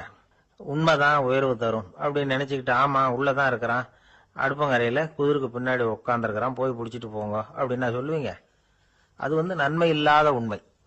அதனால பிரயோஜனம் கிடையாது. அதே மாதிரி உங்க பேச்சில் அன்பு இருக்கணும், நிதானம் இருக்கணும், இனிமை இருக்கணும், சிந்தித்து பேசணும். சமயம் அறிந்து பேசுறதும் முக்கியம். அதை பத்தி நமக்கு வேற யாரும் சொல்லிக் கொடுக்க வேண்டியதில்லை. எந்த நேரத்துல யாருக்கிட்ட எப்படி பேசினா காரியம் நடக்கும் அப்படிங்கிறது நமக்கு நல்லா தெரியும். அது கைவந்த கலை. அவை அறிந்து பேசுற திறமை பேச்சாளர்களுக்கு ரொம்ப அவசியம். அது இல்லைன்னா நிலைமை பரிதாபமாயிடும். ஒரு பேச்சாளர் ரொம்ப மும்முரமா பேசிக்கிட்டே இருந்தாராம். ரொம்ப நேரம் நிறுத்தவே இல்லை, பேசிக்கிட்டே இருக்கிறார். சபையில் இருந்தவங்க எல்லாம் ஒவ்வொருத்தரா எழுந்திரிச்சு போய்கிட்டே இருக்கிறாங்க. கடைசியில 2 பேர் தான் அக்கறையா பேசுறவரை கவனிச்சுட்டு உட்காந்துருந்தாங்களாம். மேடையில பேசிக்கிட்டு இருந்தவர் அவங்கள பார்த்து சொன்னாராம், எனக்கு கூட்டம் முக்கியம் இல்ல, எவ்வளவு பேர் என் பேச்சை கேட்கறாங்க அப்படிங்கறது முக்கியம் இல்ல.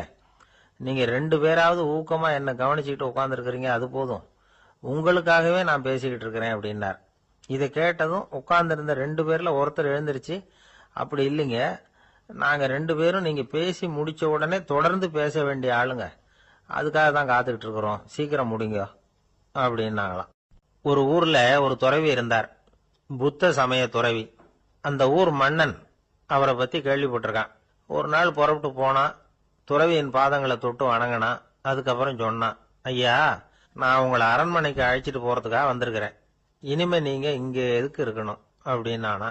அவன் மனசுக்குள்ள என்ன நினைப்புன்னா, இவர் எங்க வர போறாரு, நான் ரொம்ப எளிமையானவன், எனக்கு எதுக்கு அரண்மனை வாசம்னு சொல்லி விடுவார் அப்படின்னு நினைச்சிருக்கான். ஆனா அந்த துறவி என்ன பண்ணாரு தெரியுமா? அப்படியா, சரி போகலாம், வா, போய் உன் ரதத்தை கொண்டுட்டு வா, அரண்மனைக்கு போகும்பொழுது அதுக்கு தகுந்த மாதிரி ஆடம்பரமா போகணும் அப்படின்னு விட்டாரான். துறவி இப்படி சொன்னதும் அந்த மன்னனுக்கு மனசுக்குள்ள சந்தேகம் வந்துட்டுது. இவர் உண்மையிலேயே துறவி தானா, ஏமாத்து பேர் வழி மாதிரி தெரியுதே அப்படின்னு நினைச்சிருக்கான். இருந்தாலும் இனிமே என்ன பண்றது, சொல்லியாச்சு. ரதத்தை கொண்டுட்டு வந்தான். துறவி ஏறி உட்கார்ந்தார். பக்கத்துல ராஜா. அவரு ரொம்ப உற்சாகமா வரார். இவன் ரொம்ப சோர்ந்து போய் வரான். துறவி மரத்தடியிலேயே வாழ்ந்து பழக்கப்பட்டவர், அரண்மனையில எளிமையா ஒரு இடத்துல உட்காந்துக்குவார் அப்படின்னு நினைச்சான். ஆனா அப்படி இல்ல. அரண்மனைக்கு வந்த உடனே அந்த துறவி அதை கொண்டுட்டு வா, இதை கொண்டுட்டு வான்னு சொல்லி உத்தரவு போட ஆரம்பிச்சுட்டார். அரண்மனையில இருந்தா அரசனை மாதிரி இருக்கணும் அப்படிங்கிறார். ராத்திரி பூரா சௌரியமா தூங்கினார். பகல்ல அரண்மனை தோட்டத்துல உலாவ வேண்டியது, நீச்சல் குளத்துல குளிக்க வேண்டியது, இப்படியே பொழுது போக்கிட்டு இருக்கிறார். அந்த அரண்மனையில துறவி மகிழ்ச்சியா இருக்கிறார். மன்னனால அப்படி இருக்க முடியல. அவருக்கு எந்த கவலையும் இல்ல, இவனுக்கு அரசாங்க கவலைகள். துறவி அப்படி இருக்கிறத இவனால தாங்கிக்க முடியல. ஒரு நாள் அவர்கிட்டே போய், நான் உங்ககிட்ட கொஞ்சம் பேசணும் நானா. துறவி பார்த்தார். நான் இந்த அரண்மனைக்கு வரும்பொழுதே நீ என்னமோ என்கிட்ட கேட்கணும்னு நினைச்ச, ஏன் கால தாமதம், நீ அனாவசியமா உன்னையே தொந்தரவு பண்ணிட்டு இருக்கிற, நீ கவலையா இருக்கேங்கிறது எனக்கு புரியுது. நான் மரத்தடியில் இருந்தப்ப கூட என்னை அடிக்கடி சந்திச்சுக்கிட்டு இருப்ப, ஏதாவது விளக்கம் கேட்கறது உண்டு. இங்க வந்த பிறகு என்னை சந்திக்கிறது கூட அபூர்வமா போயிட்டுது. நீ இப்போ என்ன கேட்க போறேங்கிறது எனக்கு தெரியும், இருந்தாலும் கேள் அப்படின்னாராம்.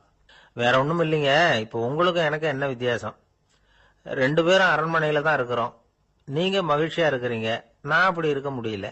இவ்வளவுக்கும் நீங்க முன்னாடி இருந்தது மாதிரி இல்ல.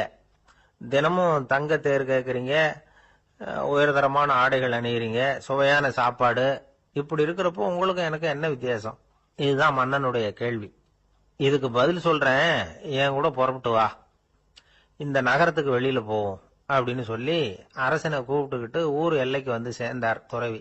அங்க போய் சொன்னார், இத பாருப்பா, இந்த இடத்தை தான் தேடிட்டு இருந்தேன், இனிமே நான் திரும்பி வரப்போறதில்ல, நீ என்னோட வர்றியா திரும்பி போறியா அப்படின்னார். நான் எப்படிங்க உங்க கூட வர முடியும், என்னுடைய நாடு, என்னுடைய சொத்துக்கள், மனைவி, மக்கள் எல்லாத்தையும் விட்டுட்டு எப்படிங்க வர்றதுன்னா. இப்ப அந்த துறவி சொன்னார், இப்ப வித்தியாசத்தை தெரிஞ்சுக்கிட்டியா? நான் அரண்மனையில இருந்தேன், எல்லா வித பொருள்களும் உடையவனா இருந்தேன். ஆனா எதையும் சொந்தம் கொண்டாடுறவனா இருக்கல. ஆனா நீ அப்படி இல்ல, எல்லாத்தையும் சொந்தம் கொண்டாடிட்டு இருக்கிற. இதுதான் நமக்குள்ள வித்தியாசம் அப்படின்னு சொன்னார். அரண்மனை ஆடைகளை அப்படியே கலைஞர் அரசங்கிட்ட கொடுத்தார்.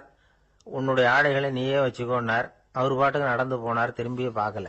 அரசனுக்கு அப்பதான் தன்னுடைய அறியாமை விளங்குச்சான். இதுல இருந்து நாம புரிஞ்சுக்க வேண்டியது என்னன்னா, இந்த உலகத்துல எத்தனையோ பொருள்கள், அதையெல்லாம் முறையா பயன்படுத்தினா மகிழ்ச்சி. அதை விட்டுட்டு அதுக்கெல்லாம் சொந்தம் கொண்டாட ஆரம்பிச்சா கவலை. நம்ம ஆட்கள் சொந்தம் கொண்டாடுற விதமே தனி.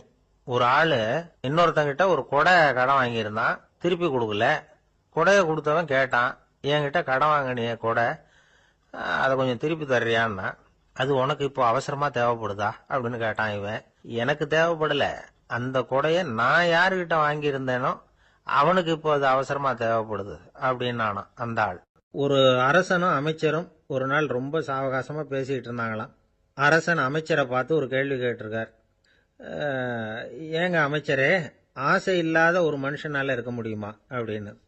ஏன் முடியாது, துறவி அப்படிங்கிறவங்கெல்லாம் அப்படிப்பட்டவங்க தானே அப்படின்னாராம் அமைச்சர்.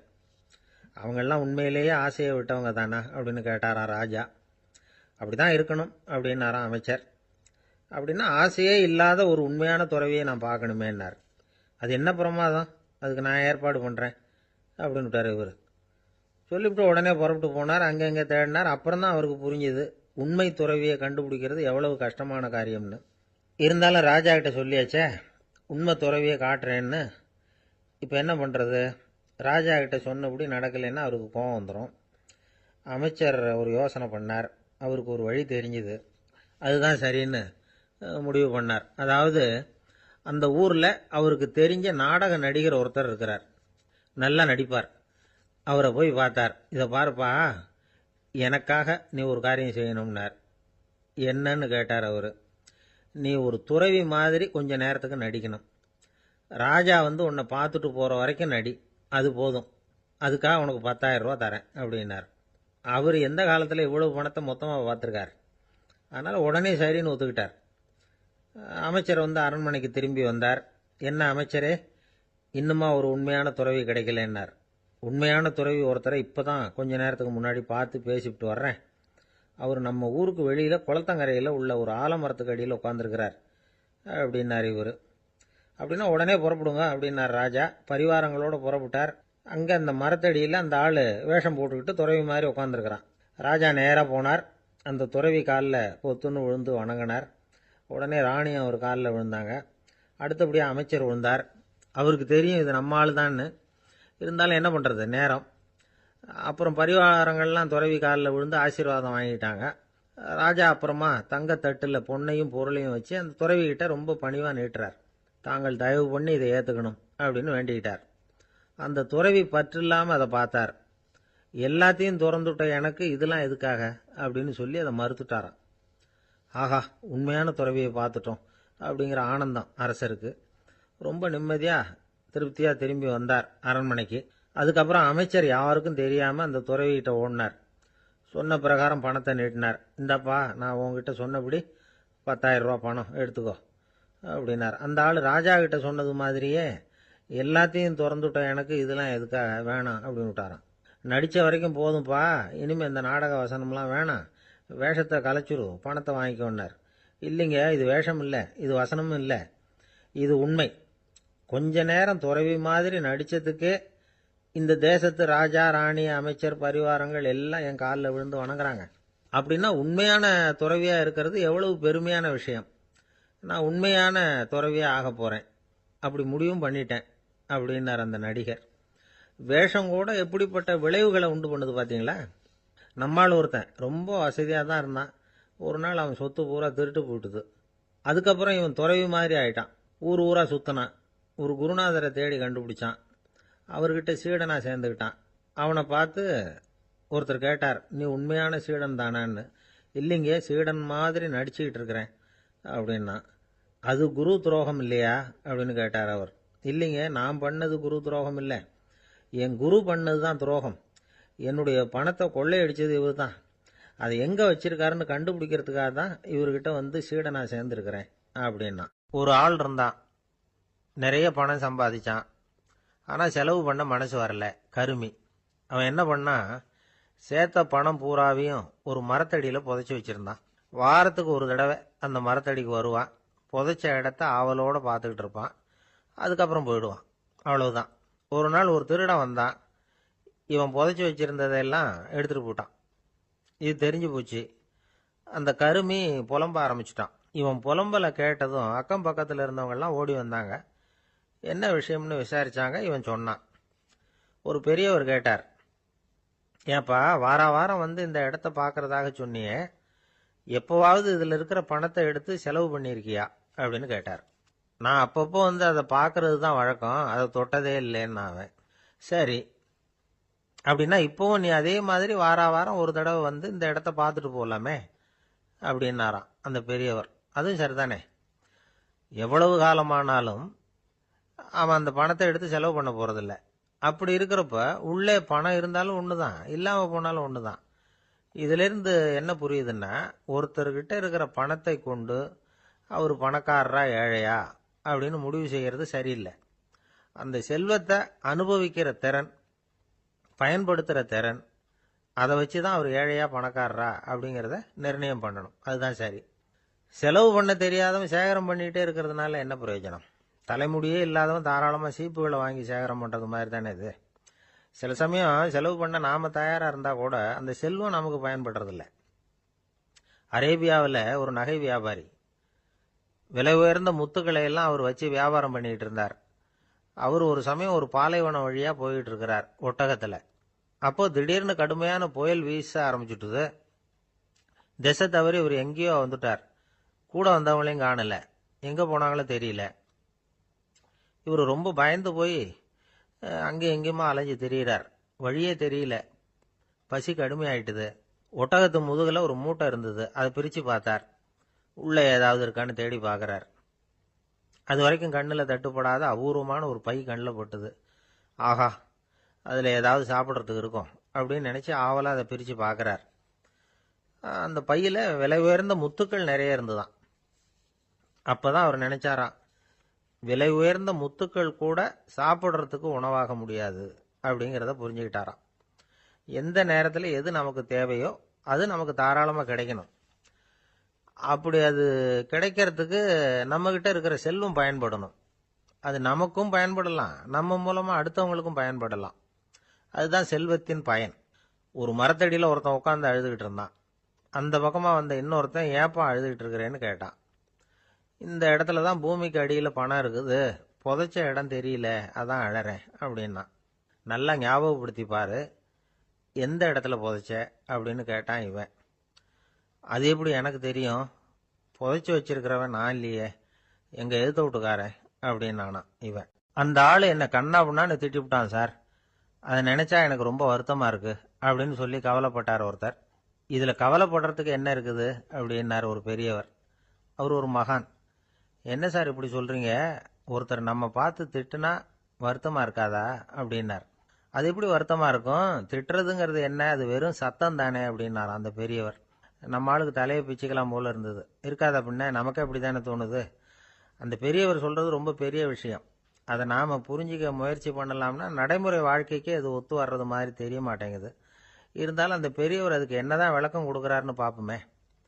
ஒரு ரயில் போயிட்டுருக்கு, அதில் ஒரு சாது போயிட்டுருக்கார். அந்த ரயில் வந்து அவர் ஹரித்வாரம் போயிட்டுருக்கார். அவர் ரயிலில் ஏகப்பட்ட கூட்டம். நம்ம ஊர் ரயில் கேட்க வேணும், டிக்கெட் வாங்கிட்டு கொஞ்சம் பேர், வாங்காத கொஞ்சம் பேர். அது என்னத்துக்கு அனாவசியமாக டிக்கெட் அப்படிங்கிற நினப்பில் பாதி பேர். இந்த கூட்டத்துக்கு மத்தியில் அந்த சாதுவும் போயிட்டுருக்கிறார். உட்கார்றதுக்காக இருந்த இடத்துல ஒரு ஆள் படுத்துருக்கிறான். கொஞ்சம் முரட்டு ஆசாமி. அவன் கால் பக்கத்தில் கொஞ்சோண்டு இடம் பாக்கி இருந்தது. அந்த இடத்துல இந்த சாது உட்காந்துருந்தார். மெதுவாக உட்காந்துக்கிட்டார் போய். ஆனால் அந்த ஆள் ராத்திரி பூரா இவரை காலால் உதச்சிக்கிட்டே இருக்கிறான். அது இவருக்கு ரொம்ப அவமானமாக பட்டுது. அதனால் துக்கம் ஏற்பட்டுது. இருந்தாலும் அதை ஒரு மாதிரியாக சகிச்சுக்கிட்டே இவர் வந்து சேர்ந்தார். பொழுது விடிஞ்சுது. அந்த சாது ஹரித்வார் வந்து சேர்ந்தார். அங்கே ஒரு பெரிய ஞானியை சந்தித்தார். ராத்திரி ரயிலில் அந்த ஆள் உதைச்சதையும் அதனால் தனக்கு ஏற்பட்ட துக்கத்தையும் இந்த சாது அந்த ஞானிகிட்ட சொன்னார். சொல்லிவிட்டு, ஏன் சுவாமி, எனக்கு துக்கம் ஏற்பட்டதே அது தப்பா அப்படின்னு கேட்டார். தவறு தான்னார் அந்த ஞானி. உனக்கு இன்னமும் தேக அபிமானம் போகலைங்கிறது தான் அது காட்டுது. அஷ்டாவக்கிரர் என்ன சொல்றார் தெரியுமா? உண்மையான ஞானி யாராவது தன்னை வந்தனை செய்தால் அதற்காக சந்தோஷப்பட மாட்டார், யாராவது நிந்தனை செய்தால் அதற்காக வருத்தப்பட மாட்டார் அப்படின்னு சொல்றார். நிந்தனைங்கிறது ஒரு ஒலி தான். தேகாபிமானம் இருக்கிற வரைக்கும் இந்த ஒலி நம்மளை வேதனைப்படுத்தும். நான் தேகம் இல்லை, ஆத்மா அப்படிங்கிற நினைவு இருந்தா இந்த ஒலி நம்மளை பாதிக்காது. மனு என்ன சொல்றார் தெரியுமா? ஒரு சாதகன் பாராட்டுதலை விஷம்னு நினைச்சு பயப்படணும், அவமானத்தை அமிர்தம்னு நினைச்சு சந்தோஷப்படணுங்கிறார். அவமானப்பட்டா கவலைப்படாம எப்படி இருக்க முடியும் அப்படின்னு தான் நமக்கு தோணும். அதனாலதான் நம்மள யாரும் இதுக்கு உதாரணமா யாரையும் காட்ட முடியல. புத்தரையும் கபீரையும் உதாரணமா காட்டுறாங்க. அவங்களுக்கெல்லாம் அவமானம் ஏற்பட்டப்போ கவலையே படலையாம். புத்தரை அவமானப்படுத்தணுங்கிறதுக்காக கௌசாம்பி ராணி ஒரு இளம் பெண்ணை கொலை பண்ணி சடலத்தை புத்தர் குடிசைக்கு முன்னாடி போட சொன்னார். போட்டாங்க. புத்தர் தான் அந்த பொண்ணை கெடுத்து கொலை பண்ணி விட்டாருன்னு எல்லாரும் நினைச்சாங்க. ஆனா புத்தர் இதை பத்தி கவலையே படல. அப்புறமா உண்மை தெரிஞ்சதும் புத்தர் புகழ் இன்னும் அதிகமாயிட்டு. ஒரு பெரிய சபையில ஒரு மோசமான பொண்ணு நுழைஞ்சி தனக்கும் கபீருக்கும் சம்பந்தம் உண்டுன்னு சொன்னா கபீர் கவலைப்படல. அவங்க மாதிரியெல்லாம் நாமளும் இருக்க கத்துக்கணும். நிந்தனை, அபகீர்த்தி, அவமானம் எல்லாம் ஆண்டவன் கொடுக்கிற பிரசாதம்னு நினைக்கணும் அப்படின்னு சொல்றார் அந்த ஞானி. இதை கேட்ட இந்த காலத்து ஆசாமி ஒருத்தர், நான் கூட அப்படிதான் சார், யாராவது அவமானப்படுத்தினா கவலைப்பட மாட்டேன். நேத்து கூட ஒருத்தர் என்ன பலார்னு அரைஞ்சுட்டார், நான் கொஞ்சம் கூட கவலைப்படல, பேசாம வந்துட்டேன்னார். ஏன் அப்படி வந்துட்டீங்க அப்படின்னு. அவர் அரைஞ்சதுலேயும் ஒரு அர்த்தம் இருந்தது, அதனாலதான் அப்படி வந்துட்டேன்னார். ஏன் அரைஞ்சாருன்னு கேட்டேன். 10 வருஷத்துக்கு முன்னாடி 15 ரூபா அவர்கிட்ட கடன் வாங்கினேன், அதை கேட்டு கேட்டு பார்த்துட்டு கடைசியா தான் அரைஞ்சார் அப்படின்னார். ஆண்டவனுடைய பிரசாதம் இவருக்கு அடிக்கடி கிடைக்கும் போல இருக்கு. மார்கழி திங்கள் மதி நிறைந்த நன்னாளால் நீராடப் போதுவீர் போதுமினோ நேரிழையீர் சீர்மல்கும் மாய்பாடிச் செல்வச் சிறுமீர்கள் கூர்வேல் கொடும் தொடிலன் நந்தகோபன் குமரன் ஏறார்ந்த கண்ணி யசோதை இளம் சிங்கம் கார்மேனிச் செங்கண் கதிர் மதியம் போல் முகத்தான் நாராயணனே நமக்கே பறை தருவான் பாரோர் புகழப் படிந்தேலோர் எம்பாவாய். முதல் பாசுரம். இதனுடைய பொருளை முதலில் சுருக்கமாக பார்த்துவிட்டு பிறகு நாம் விரிவாக சிந்திப்பது பொருத்தம் என்று கருதி உரை முதலில் சொல்லிவிடுகிறேன். நேரிழையீர் சிறந்த ஆபரணங்களை அணிந்த பெண்களே, வளம் நிறைந்த திரு ஆயர்பாடியின் செல்வச் சிறுமியர்களாகிய நாம் காத்திருந்த மார்கழி மாதம், பூரண சந்திரனுடன் கூடிய பௌர்ணமி நன்னாள், நாம் அனைவரும் கூடி மார்கழி நீராட்டத்தில் கலந்து கொள்ள வேண்டாமா? நீராட விருப்பமுடையவர்கள் அனைவரும் வாருங்கள் வாருங்கள். கூர்மையான வேலாயுதத்தை கைகளில் கொண்டவனும் கொடிய போர்த்தொழிலில் வல்லவனுமான நந்தகோபரின் திருமகன் கண்ணன், அழகிய கண்களை உடைய யசோதைக்கு வாய்த்த சிங்கக்குட்டி போன்றவன், மேக நிறத்தவன், சிவந்த கண்களை உடையவன். அவனது கண்கள் சூரியன் போன்றும் சந்திரன் போன்றும் ஒளி வீசக்கூடியவை. அவன் நாராயணன். அவன் நிச்சயம் நமக்கு நோன்பின் பலனை, அதாவது பறை அருள்வான். அதன் பயனாக உலகம் நம்மை புகழும். வாருங்கள் நீராட என்று அழைப்பதாக அமைந்திருக்கிற முதல் பாடல் இந்த பாடல். மார்கழி திங்கள் மதி நிறைந்த நன்னாளால் என்று சிறந்த மார்கழி மாதத்திலே பௌர்ணமி நல்ல நாளிலே இந்த நோன்பு தொடங்குகிறது என்று தொடங்குகிறாள். எதை தொடங்குவதற்கும் நல்ல காலம் வாய்ப்பது என்பது பெரிய காரியம். அதிலும் இறைவனை வணங்குவதற்கு எந்த நாள் தொடங்குகிறதோ அந்த நாள் நல்ல நாள். திங்கள் என்ற சொல்லினாலே பௌர்ணமியை குறிப்பது வழக்கம், முழு நிலவை குறிப்பது வழக்கம். ஆனால் பழைய காலத்தில் காலக்கணக்கு என்பதே பௌர்ணமி நிலவை அடிப்படையாக வைத்து சாந்திராயன மாதக்கணக்கு தொடங்கியமையினால் பௌர்ணமி எப்போதும் மாதத்தின் தொடக்கமாக கருதப்பட்டது. இந்த மார்கழி மாதம் கொண்டாடத்தக்க ஒரு காலம். பல காரணங்கள். இதமான குளிர், அளவான பனி, செழுமையான மழை பெய்து எல்லா இடத்திலும் நீர் வளம் நிரம்பி இருக்கிற ஒரு காலம், மழை முடிந்து விளைச்சல் தொடங்கி இருக்கிற ஒரு காலம், கறவைகள் நிறைய பால் கொடுக்கிற ஒரு பொற்காலம். அப்பொழுது ஆயர்பாடியில் மக்கள் மகிழ்வதில் என்ன வித்தியாசம் இருக்கிறது? அரசர்கள் கூட திக்விஜயத்திற்கு தேர்ந்தெடுத்துக் கொள்ளுகிற காலம் மார்கழி மாதம். எனவே அந்த மார்கழியை கொண்டாடினார்கள். அது மட்டும் அல்ல, இது ஒரு வெறும் இலக்கியம் அல்ல, ஞான நூல். ஒரு நாளை நாம் பகல் இரவு என்று பிரித்து அதில் பிரம்ம முகூர்த்தம் என்று சிற்றம் சிறுகாலைக்கு முந்திய நேரத்தை கொண்டாடுகிறோம். அப்படி ஒரு வருடமே தேவர்களுக்கு நாளாக மாறுகிற காலத்தில் மார்கழி தேவர்களின் விடியலாய் பிரம்ம முகூர்த்தமாய் கருதப்படுகிறது. மனதை மயக்கும் அந்த மாதத்தில் காற்று மண்டலம் மாசுபடாமல் இருக்கிறது. உடலும் உள்ளமும் புத்துணர்ச்சி உடையதாக விளம்புகிறது. சரியாக சொல்வதென்று சொன்னால் உலகம் தன்னை புதுப்பித்துக் கொள்ளும் பொற்காலம். உலகம் தன்னை புதுப்பித்துக் கொள்ளும் பொற்காலம்.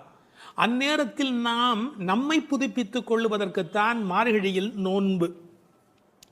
மார்கழி திங்கள் மதி நிறைந்த நன்னாளால் மார்கழியை மனிதர்கள் மட்டும் கொண்டாடுவதில்லை. நான் மாதங்களில் மார்கழி என்று கீதையில் கண்ணன் தன்னை மார்கழியாகவே அடையாளம் காணுகிறார். மதி நிறைந்த நன்னாள் என்றாள். ஒரு சின்ன குறிப்பு இருக்கிறது. மதி நிறையும் போது மதி குறையும். என்ன? மதி நிறையும் போது மதி குறையும். பௌர்ணமி நாளில் சில பேருடைய மதி பாதிக்கப்படும். ஆங்கிலத்தில் லுனார் என்ற சொல்லும் லுனாட்டிக் என்ற சொல்லும் ஒன்றுக்கொன்று தொடர்புடையவை. உணர்ச்சி மேலோங்குவதால் மனம் தடுமாறுகிற காலம் மதி நிறைகிற காலம். நாம் உணர்ச்சியை வென்று அறிவை கொண்டு இறைவனை அடைய வேண்டும் என்பதற்காக அந்த மாதம் கொண்டாடப்படுகிறது. மார்கழி மாதத்தின் பௌர்ணமி கொண்டாடப்படுகிறது. மூன்த் என்ற சொல்லும் மந்த் என்ற சொல்லும் ஒன்றிலிருந்து ஒன்று அடிப்படையாக பிறந்தது என்று ஆங்கிலத்திலே ஒரு கணக்கு உண்டு. எனவே மார்கழியை கொண்டாடி அதில் பௌர்ணமியை கொண்டாடுகிறார்கள்.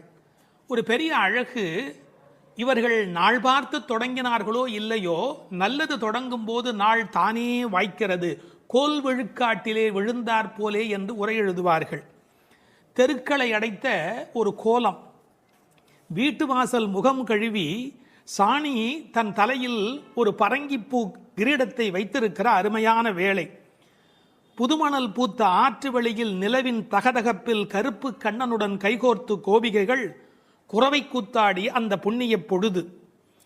அந்த பொழுதை நினைத்து ஸ்ரீமத் பாகவதத்தில் பேசப்படுகிற அந்த காலகட்டத்தை நினைத்து இந்த பெண்கள் அந்த காலத்தை கொண்டாடினார்கள். நீராட போதுவீர் போதுமினும். இறைவனை வணங்குவதற்கு எந்த தகுதியும் தேவையில்லை. வருகிற விருப்பம் ஒன்று மட்டும் போதும். அதைத்தான் போதுவீர் போதுமினோ என்ற வார்த்தையினால் சொன்னாள். போகிறவர்களை போகவிட்டு அவர்கள் புற அழகு பார்த்திருக்கிறாள்.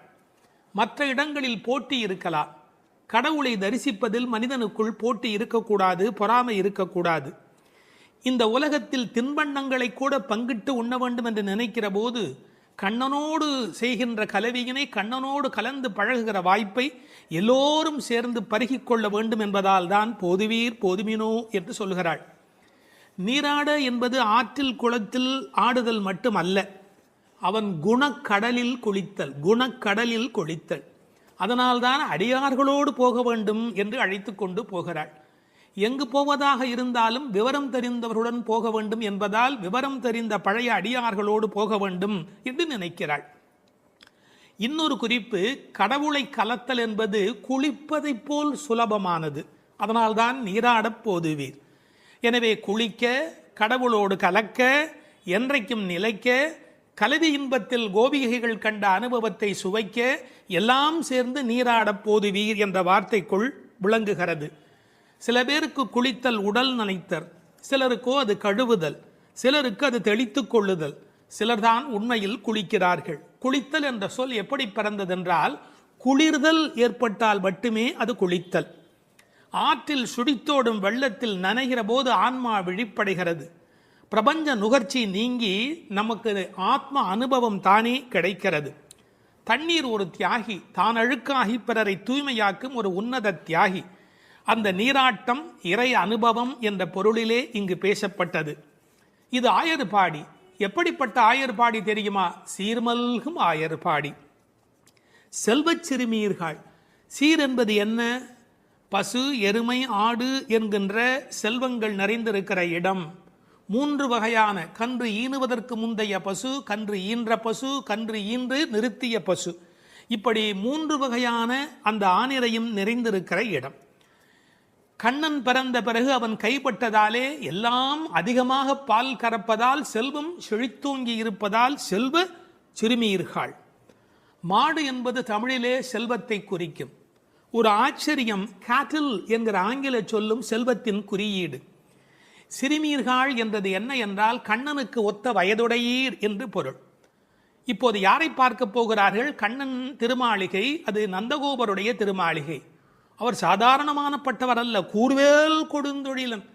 அச்சத்தை ஏற்படுத்துவாரா என்றால் நன்றாக சாதுவாகத்தான் இருந்தால், பசும்புல் சாப மிதியாதவராய் இருந்தார். ஆனால் கண்ணனுக்கு தொடர்ந்து அசுரர்களால் துன்பம் வந்த காரணத்தினாலே எப்போதும் கையில் வேலோடு போருக்கு தயாராக இருப்பதைப் போல் இருக்கிற கூர்வேல் கொடும் தொழிலன் நந்தகோபன். அவன் குமரன், அடங்கி ஒடுங்கி இருக்கிற அழகான அப்பாவிடத்தில் அடக்கமான பிள்ளை. ஏறானந்த கண்ணி யசோதை இளம் சிங்கம். அவள் கண்ணுக்கு அழகு எப்படி வந்து சேர்ந்தது? அழகு, எழுச்சி, இளமை இவையுடைய கண்ணாக அவள் விளங்குகின்றாளே, எங்கிருந்து வந்தது? கண்ணனையே வைத்த கண் வாங்காமல் பார்த்து கண்ணனை கண்ணில் குடியேற்றியதால் வந்த அழகு. ஒரு நல்ல மகனை பெற்றால் தாய் தந்தைக்கு எத்தனை புகழ் பாருங்கள். ஒரு ஆழ்வார் அனுபவிக்கிறார், அழுகையும் அஞ்சினோக்கும் மண்ணோக்கும் தொழுகையும் இவை கண்ட கண்ணீரே என்று அந்த யசோதையின் கண்கள் கொண்டாடப்படுகின்றன. அங்கு இளம் சிறுமி என்ற வார்த்தையை பயன்படுத்தினாள், இங்கு யசோதை இளம் சிங்கம் என்று சொல்லுகிறாள். அப்பாவிடத்தில் குமரன், ஆனால் தாயிடத்திலே எப்போதும் பிள்ளைகள் வம்பு செய்யும் இளம் சிங்கம். கார்மேனி செங்கண் கதிர்மதியம் போல் முகத்தான், கருப்பான உடல், அதில் சிவப்பான கண்கள். செங்கண் என்பதை சிவந்த என்று பொருள் கொள்வதை விட செம்மை என்று பொருள் கொண்டால் இன்னும் அழகு. கதிர்மதியம் போல் முகத்தார், ஒரு முகமே நிலவாகவும் சூரியனாகவும் எப்படி இருக்க முடியும்? முடியும். நீங்கள் நன்றாக நரசிம்ம அவதாரத்தை உற்று நோக்கினால், எதிரியான இரண்யகசிபுவை நெருப்பு எழப் பார்த்தவன் பக்கத்தில் இருக்கிற பிரகலாதனை அன்பு கனிய பார்க்கிறார். ஒரே நேரத்தில் சந்திரனாய், ஒரே நேரத்தில் சூரியனாய் நரசிங்க பெருமாள் இருக்கிறார். சிங்கமே இருக்கும் என்றால் இந்த மற்றைய பெருமானுடைய கருணையினை என்ன என்று சொல்வது? எனவே கதிர்மதியம் போல் முகத்தார். முதல் பாட்டிலேயே நாராயண மகாமந்திரத்தை உச்சரித்து, நாராயணனே ஒரே பரம்பொருள் நமக்கே வரை தருவான். அந்த நமக்கே என்பதில் கவலைப்படாதீர்கள், நமக்கு நிச்சயம். பறை என்பது தோல் கருவியாக அடையாளப்படுத்தப்பட்டாலும் புருஷார்த்தங்களை குறிப்பது, அடைய வேண்டிய எல்லா நிறைவையும் தருவது. பாரோர் புகழப் படிந்தேலோர் எம்பாவாய். இந்த ஊர் புகழும், உலக நலனுக்கு மழை கிடைக்கும், நம்மையும் எல்லோரும் புகழ்வார்கள். படிந்தேலோர், நீரில் நன்கு படிந்து வாருங்கள் என்று அழைக்கிறாள். இது முதல் பாட்டின் பொருள்.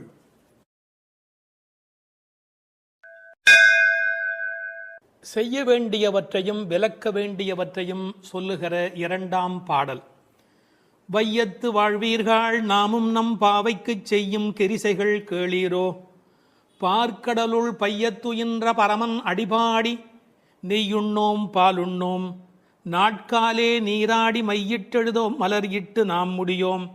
செய்யாதன செய்யோம் தீக்குறளைச் சென்றோதோம். ஐயமும் பிச்சையும் ஆம்தனையும் கைகாட்டி உய்யுமாறு எண்ணி உகந்தேலோர் எம்பாவாய். பாடலின் பொருள். இந்த உலகத்தில் வாழும் பேறு பெற்றவர்களே, நாம் நமது இந்த பாவை நோன்புக்கென கைக்கொள்ளும் முறைகளை கேட்டுக்கொள்ளுங்கள். திருப்பார்கடலில் யோக நித்திரை புரிகின்ற எம்பெருமானின் திருவடிகளை புகழ்ந்து பாடுவோம்.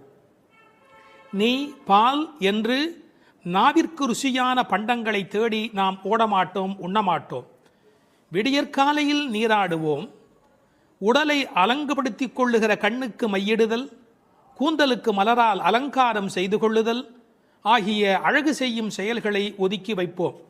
செய்யத்தகாதன என்று விலக்கப்பட்ட செயல்களை ஒருபோதும் செய்ய மாட்டோம். கோள் சொல்லுதலை செய்ய மாட்டோம்.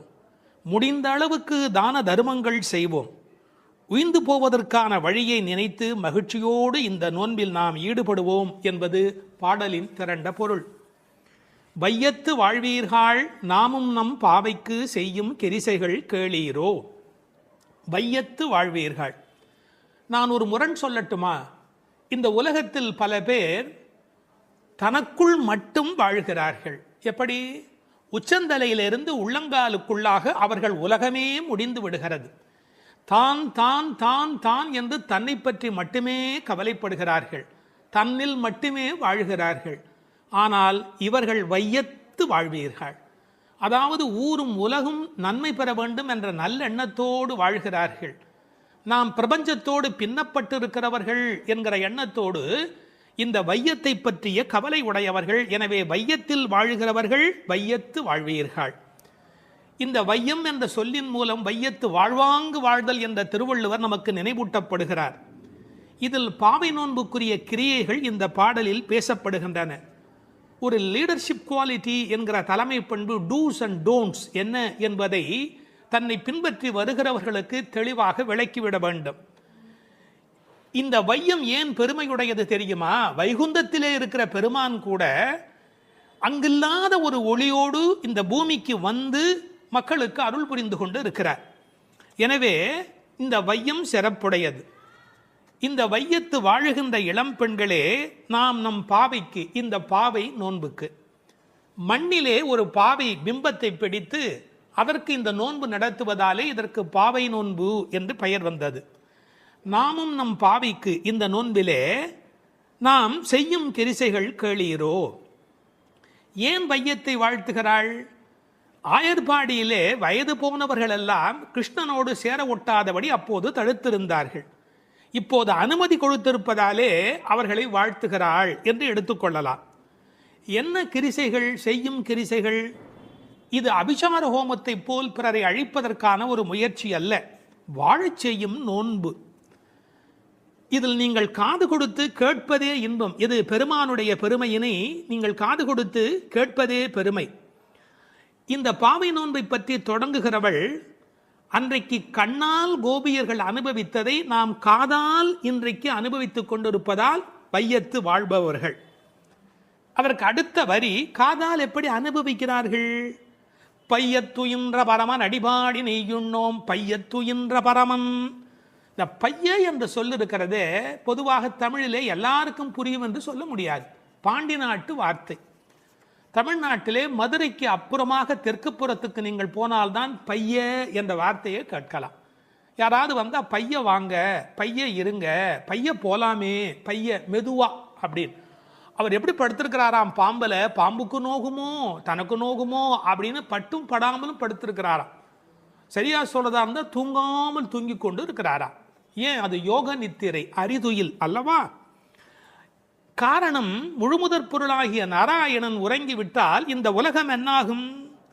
கூப்பீடு கேட்கும் இடமாக அந்த பார்க்கடலுள் வந்து அவன் படுத்து கிடக்கிறான். பின்னாலே சொல்ல போகிற பல விஷயங்கள் முக்கியம் என்றாலும் கூட இந்த பாம்பேடில் படுத்திருப்பது என்பது ஒரு தனித்த சிறப்பு. ஆழ்வார்கள் அனுபவித்த ஒரு திருக்கோலம். கிடந்ததோர் கிடக்கை கண்டும் எங்கனம் மறந்து வாழ்கேன். தொண்டரடி பொடியாழ்வார் சொல்கிறார், ஆஹா, இப்படி படுத்திருக்கிற இந்த காட்சி, அரங்கனுடைய காட்சியை நான் எங்கே போய் வேறு இடத்திலே பார்ப்பேன்? தூங்காமல் தூங்கிக் கொண்டிருக்கிறார். உறங்குவான் போல் யோகு செய்த பெருமான். அவன் அடி பாடி, இதுதான் நூலின் பயனே, பரமனுடைய அடியினை பாடி. இதை எப்படி விளக்குகிறாள்? பின்னாலே சொல்லுகிறாள், பொற்றாமரை அடி போற்றும் பொருள் கேளாய் என்று பேசுகிறாள். நீங்கள் என்னென்ன பாடல், யார் யார் எப்படி பாடுகிறார்கள் என்று பார்த்தால் இது பாடுதல் என்பதற்கு உரிய வார்த்தைகள் அவள் பயன்படுத்தி காட்டுகிறாள். உத்தமன் பேர் பாடி, வாயினால் பாடி, கேசவனை பாடவும். நான் பின்னால் வருகிற பாடல் வரிகளையும் சொல்லிக்கொண்டே வருகிறேன், கவனமாக கேளுங்கள். உத்தமன் பேர் பாடி, வாயினால் பாடி, கேசவனை பாடவும், பாடிப்பறை கொண்டு முகில்வண்ணன் பேர் பாட, வனத்துக்கு இனியானை பாடவும், கீர்த்திமை பாடி, பங்கைய கண்ணனை பாடேலோர் எம்பாவாய், மாயனை பாடேலோர் எம்பாவாய், துயில் எழப் பாடுவான் உன் மைத்துனன் பேர் பாட, திருத்தக்க செல்வமும் சேவகமும் யாம் பாடி, கோவிந்தா உன் தன்னை இப்படி எத்தனை இடங்கள்ல இந்த திருப்பாவையில மட்டுமே பாடி என்கிற வார்த்தை வருகிறது. எனவே நோக்கமே பையத்துயின்ற பரமன் அடிபாடி, நெய்யுண்ணோம் பாலுண்ணோம். ரொம்ப அழகான ஒரு வார்த்தை. ஆயர்பாடியிலே எங்கு போனாலும் செழித்து கிடப்பது நெய்யும் பாலும். அதை உண்ண மாட்டோம் என்று சொன்னால் விரத காலங்களில் இவற்றை உண்ணுவதில்லை என்பது வெளிப்படையான பொருள். நெய், பால் இதை உண்ணாமல் இருப்பதற்கு இன்னொரு ரசமான காரணம் ஒன்று உண்டு. இப்போ நமக்கு ஒருவர் மீது பிரியம் இருக்கிறது என்று வைத்துக் கொள்ளுங்கள், அவர்களுக்கு ஒரு பொருள் மீது பிரியம் இருக்கிறது என்று வைத்துக் கொள்ளுங்கள். அதை யாராவது நமக்கு கொண்டு வந்து கொடுத்தால் சாப்பிட மாட்டோம். ஏன்? நாம் ரொம்ப நேசிக்கிற ஒரு குழந்தை, அதற்கு அல்வா பிடிக்கும், அல்வா கொண்டாந்து கொடுத்தா என்ன சொல்லுவோம்? என் பேரனுக்கு பிடிக்குமே, நான் எப்படி சாப்பிட்றது, வரட்டும் வரட்டும், இப்போ வரட்டும், வந்ததுக்கு அப்புறம் அவனுக்கு கொடுக்கலாம். இந்த நெய்யும் பாலும் கண்ணனுக்கு பிடிக்கும், கண்ணனை இவர்களுக்கு பிடிக்கும், தனக்கு பிடித்த கண்ணனுக்கு பிடித்த நெய்யும் பாலும் அவனுக்கு, அதனால் நெய்யுண்ணோம் பாலுண்ணோம் என்ற ஒரு அனுபவத்தையும் நாம் பார்க்கலாம். தமிழிலே நெய்யும் பாலும் உண்ணுதல் என்று சொல்வார்களா? பருகுதல், தின்னுதல், உண்ணுதல், நக்குதல் என்று சொல்லுண்டு. அதில் நெய் பருகுதல், அதை விட்டு யாரும் நெய் குடியோம் பால் குடியோம் என்று எழுதியிருக்க வேணும். ஆனால் உண்ணோம் என்று சொல்லுகிறார்களே, அதற்கு உரை எழுதியவர்கள் சொன்னார்கள், இவர்களுக்கு என்ன தமிழ் இலக்கண இலக்கியம் தெரியும், ஆயர்பாடியிலே வாழுகிற பெண் அல்லவா, எனவே அந்த குலத்திற்கு ஏற்ப பேசிவிட்டார்கள் என்று ஒரு நயம் சொன்னார்கள். ஆனால் இன்னொரு சிறப்பு இருக்கிறது. உண்ணோம் என்று சொன்னால் நம்மூரிலே வேண்டுமானால் பாலும் நெய்யும் தண்ணீராக இருக்கலாம், ஆயர்பாடியில் கொழுத்து செழித்த காரணத்தால் அது உண்ணத்தகுந்த அளவுக்கு கெட்டியாக இருக்கிறது என்று கொள்ளலாம். இப்படி இவற்றை செய்ய மாட்டோம், நெய்யுண்ணோம் பாலுண்ணோம், நாட்காலே நீராடி மையிட்டு எழுதோம் மலர்கிட்டு நாம் முடியும். உடலுக்கு ஒப்பனை செய்து கொள்வது என்பது உலக நன்மைக்காக, உலக வாழ்வுக்காக. அத்தகைய காரியங்களை நாங்கள் செய்ய மாட்டோம். காரணம், இது உள்ளத்தை அலங்காரம் செய்கிற காலம். புறம் சுவர் கோலம் செய்து என்று தொண்டரடி பொடியாழ்வார் சொல்வார். இந்த வெளியில் வேஷம் போட்டு எவ்வளவு காலம் இந்த உடம்பையே பாதுகாப்பது? அதனால் விரத காலத்தில் இத்தகைய கவர்ச்சிகளை எல்லாம் விட்டுவிட்டு, ஏனென்றால் அலங்காரம் செய்து கொண்டால் பிறரது கவனம் நம்மீது குவியும், அது அவர்களது வழிபாட்டை குறைக்கும். அதனால் மையிட்டு எழுதோம் மலரிட்டு நாம் முடியும். வாசனை பூ கூட வைப்பது இல்லை. அதில் இன்னொரு பொருள் இருக்கிறது. மலரிட்டு நாம் முடியும் என்றால் காதலில் கண்ணன் வந்து முடித்து விட வேண்டுமே ஒழிய நாங்களாகவே பூ வைத்துக் கொள்வதா? நாம் முடியும் என்று கூட ஒரு பாவனையில் அர்த்தம் சொல்லலாம். செய்யாதன செய்யும், செய்யக்கூடாத காரியங்களை நாங்கள் செய்ய மாட்டோம். பெரியோர்களால் விலக்கப்பட்ட காரியங்களை நமக்கு மற்றவர் என்ன செய்யக்கூடாது என்று நினைக்கிறோமோ அதை நாம் மற்றவருக்கு செய்யக்கூடாது. என்ன முக்கியம் தெரியுமா? தூய உள்ளமின்றி செய்யும் வழிபாடுகள் பயனற்றவை. கோள் மூட்டுதல், தீக்குறளை சென்று ஓதோம், பிறருக்கு தீங்கு செய்வது என்பது கொடுமையில் மிகப்பெரிய கொடுமை. கோள் சொல்லுதல் என்பது சப்தமில்லாமல் கடிக்கிற ஒரு பாம்பு போலே. கற்களால் ஒருவனை காயப்படுத்துவதை காட்டிலும் சொற்களால் காயப்படுத்துவது மன்னிக்க முடியாதது என்கிறார் திருவள்ளுவர். உயிரை மாய்ப்பதை விட ஒருவன் பெருமையை மாய்ப்பது பாவத்தில் பெரிய பாவம். எனவே தீக்குறளை சென்று ஓதோம். ஐயமும் பிக்ஷையும் ஆம்தனையும் கைகாட்டி. ஐயம் பிக்ஷை என்பது பிரம்மச்சாரிகளுக்கும் சன்னியாசிகளுக்கும் கொடுக்கிற அந்த பொருள் பிக்ஷை. ஐயம் என்பது இல்லறத்தாரும் பசித்து வருகிற போது கொடுப்பது. கேட்டவன் என்ன தகுதியில் இருக்கிறானோ அதற்கு ஏற்ப நாம் கொடுக்க வேண்டும். திருவள்ளுவர் செல்விருந்தோம்பி வருவிருந்து என்று ஒரு வார்த்தை எழுதுவார். செல்விருந்து என்றால் கேட்காமல் போகிறவன், அவனுக்கும் கொடுக்க வேண்டும். வருவிருந்து கேட்டு வருகிறவன். அப்படி ஐயமும் இட வேண்டும், பிக்ஷையும் இட வேண்டும். இதுபோல் கொடுக்கிற விஷயத்தில் பிறரை ஏவக்கூடாது, நாம் நம்முடைய கைகளாலே செய்ய வேண்டும். சில வீட்டில் தானம் போடுகிற போது குழந்தை கையில் கொடுத்து அரிசி போட சொல்வார்கள், கொஞ்சமாக போகுமே என்ற ஒரு எண்ணத்தினாலே. எனவே ஆம்தனையும் கைகாட்டி எவ்வளவு முடியுமோ அவ்வளவு நாம் இந்த உலகத்தில் கொடுப்பதற்கு கடமைப்பட்டிருக்கிறோம். இந்த உலகத்தில் கடவுள் செல்வத்தை உருவாக்கினார், மனிதன் வறுமையை உருவாக்கினான். எனவே கட்டாயத்தால் தருவதை தாண்டி கருணையினால் தருவதுதான் நோன்பினுடைய முழு பயனாக அமைய முடியும். ஐயமும் பிக்ஷையும் ஆம்தனையும் கைகாட்டி உய்யமா